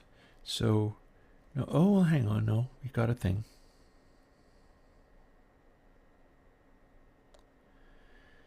We're using a term spacing, but that amounts to the same as cycle end, I think. Except for cycle end is more dramatic. It'll go up to, spacing will go to 16. So let's see. I got to scroll all the way back up here. Down a little bit. So and spacing or and cycle end equals 4 overall scale.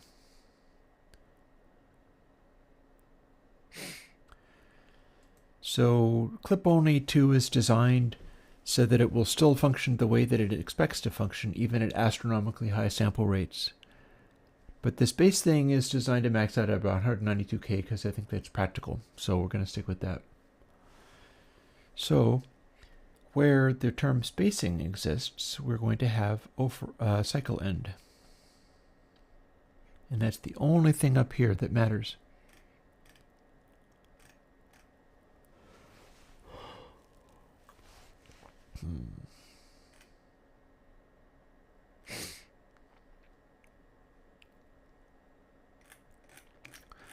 Let's scroll way down here.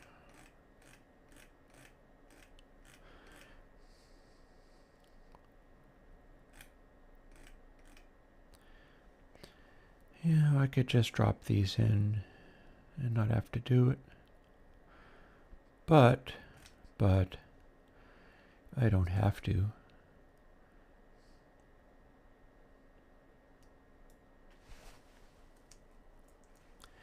I can drop this in like this.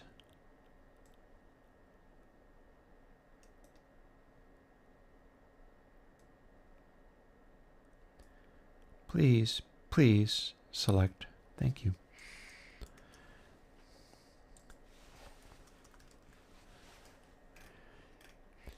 They're both going to be the same, so we'll do it once. Meaning that a lot of this stuff doesn't need to be defined, so I can go and take it back out again, can't I? And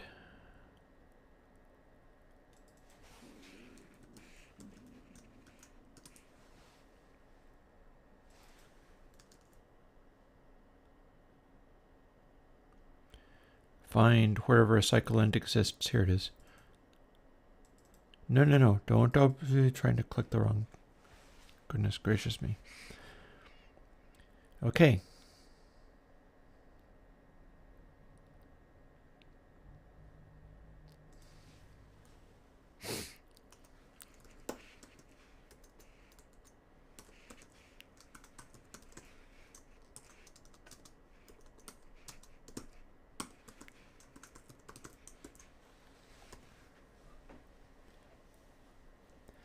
Now, we only have to run it once because it is a mono thing.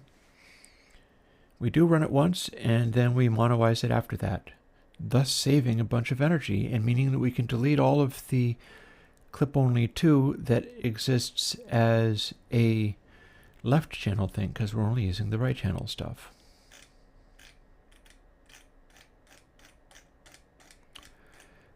We go forth and do that now. And I think this is good because I was liking the sound that I was getting out of that.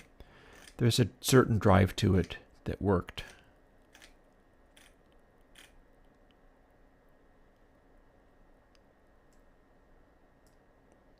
Please, please let me select.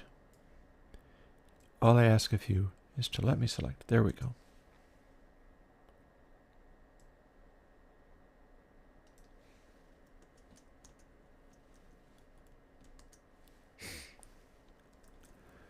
That is much simplified. Shouldn't need this many of them, but oh well.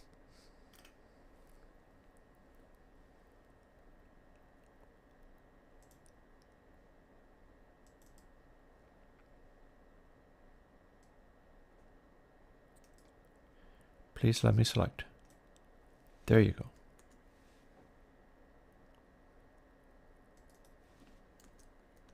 Yeah, it's not stereo, so hey. Alrighty.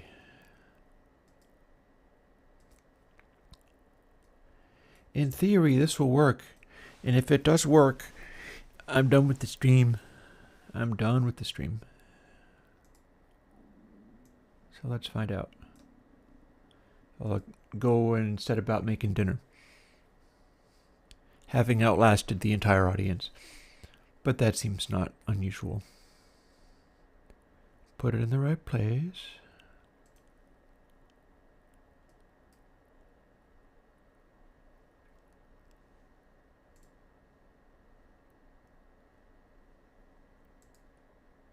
Up.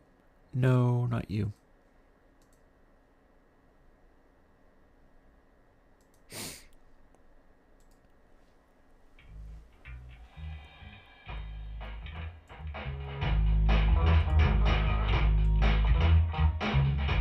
Very bright, very dark.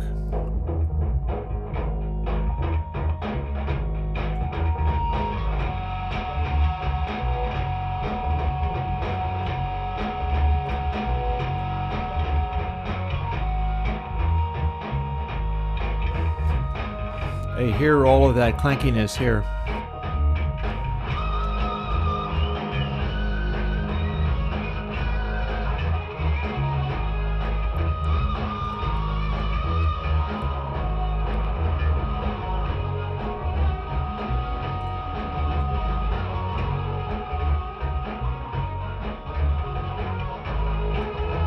More gain on tap.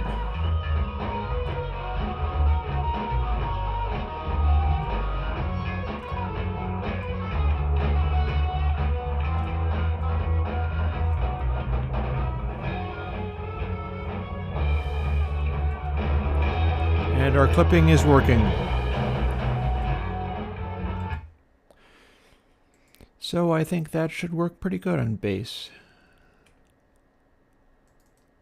Let's put it on drums for a moment, just for a laugh. Allowing the file to load.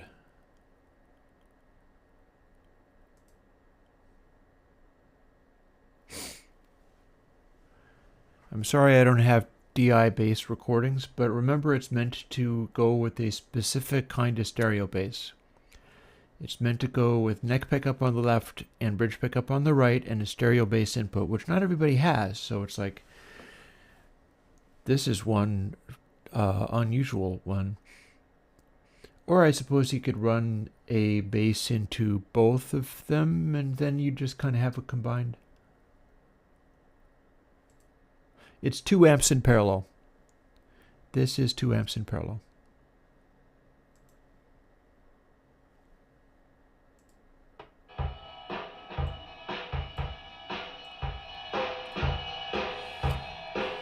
So you run your drums through the bass amp. You can go about this dark, which is pretty dark. There's still a certain amount of clarity to it. Or this bright. And that's got a certain clanginess to it.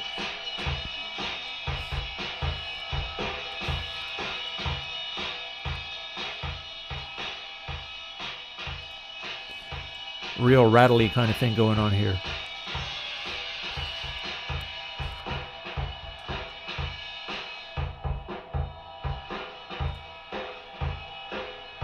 No, it's mono.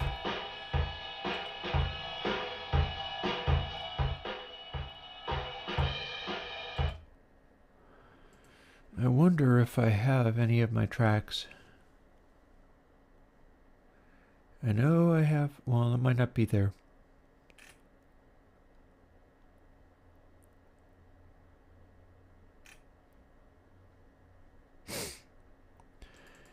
I know, I'll just load a this track and stereoize it.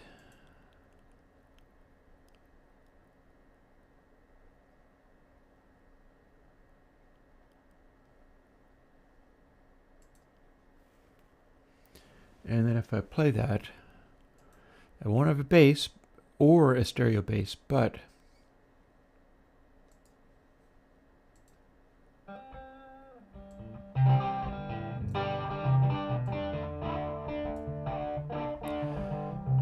bassier, treblier.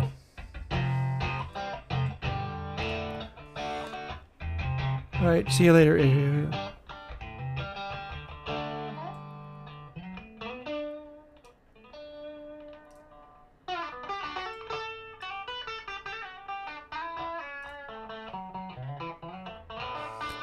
Let's pick a louder one.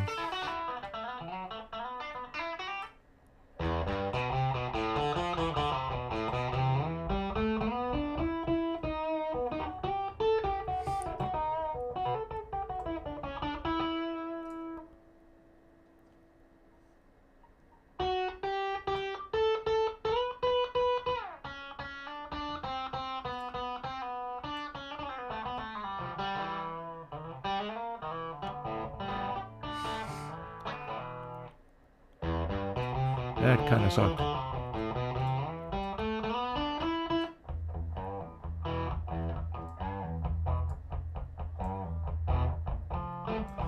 Full drive.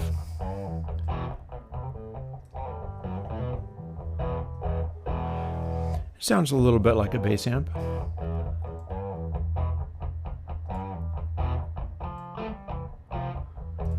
I do feel the weight on it. In fact, I still do.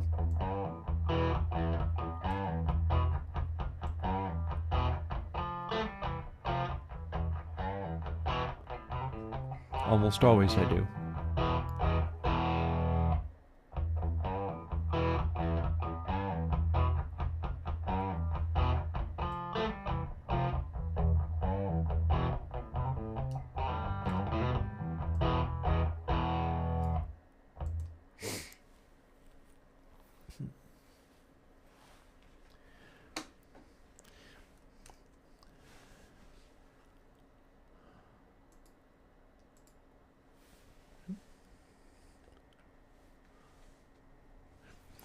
I think it's going to work. I think it's going to work. So apologies for everybody not being able to keep up.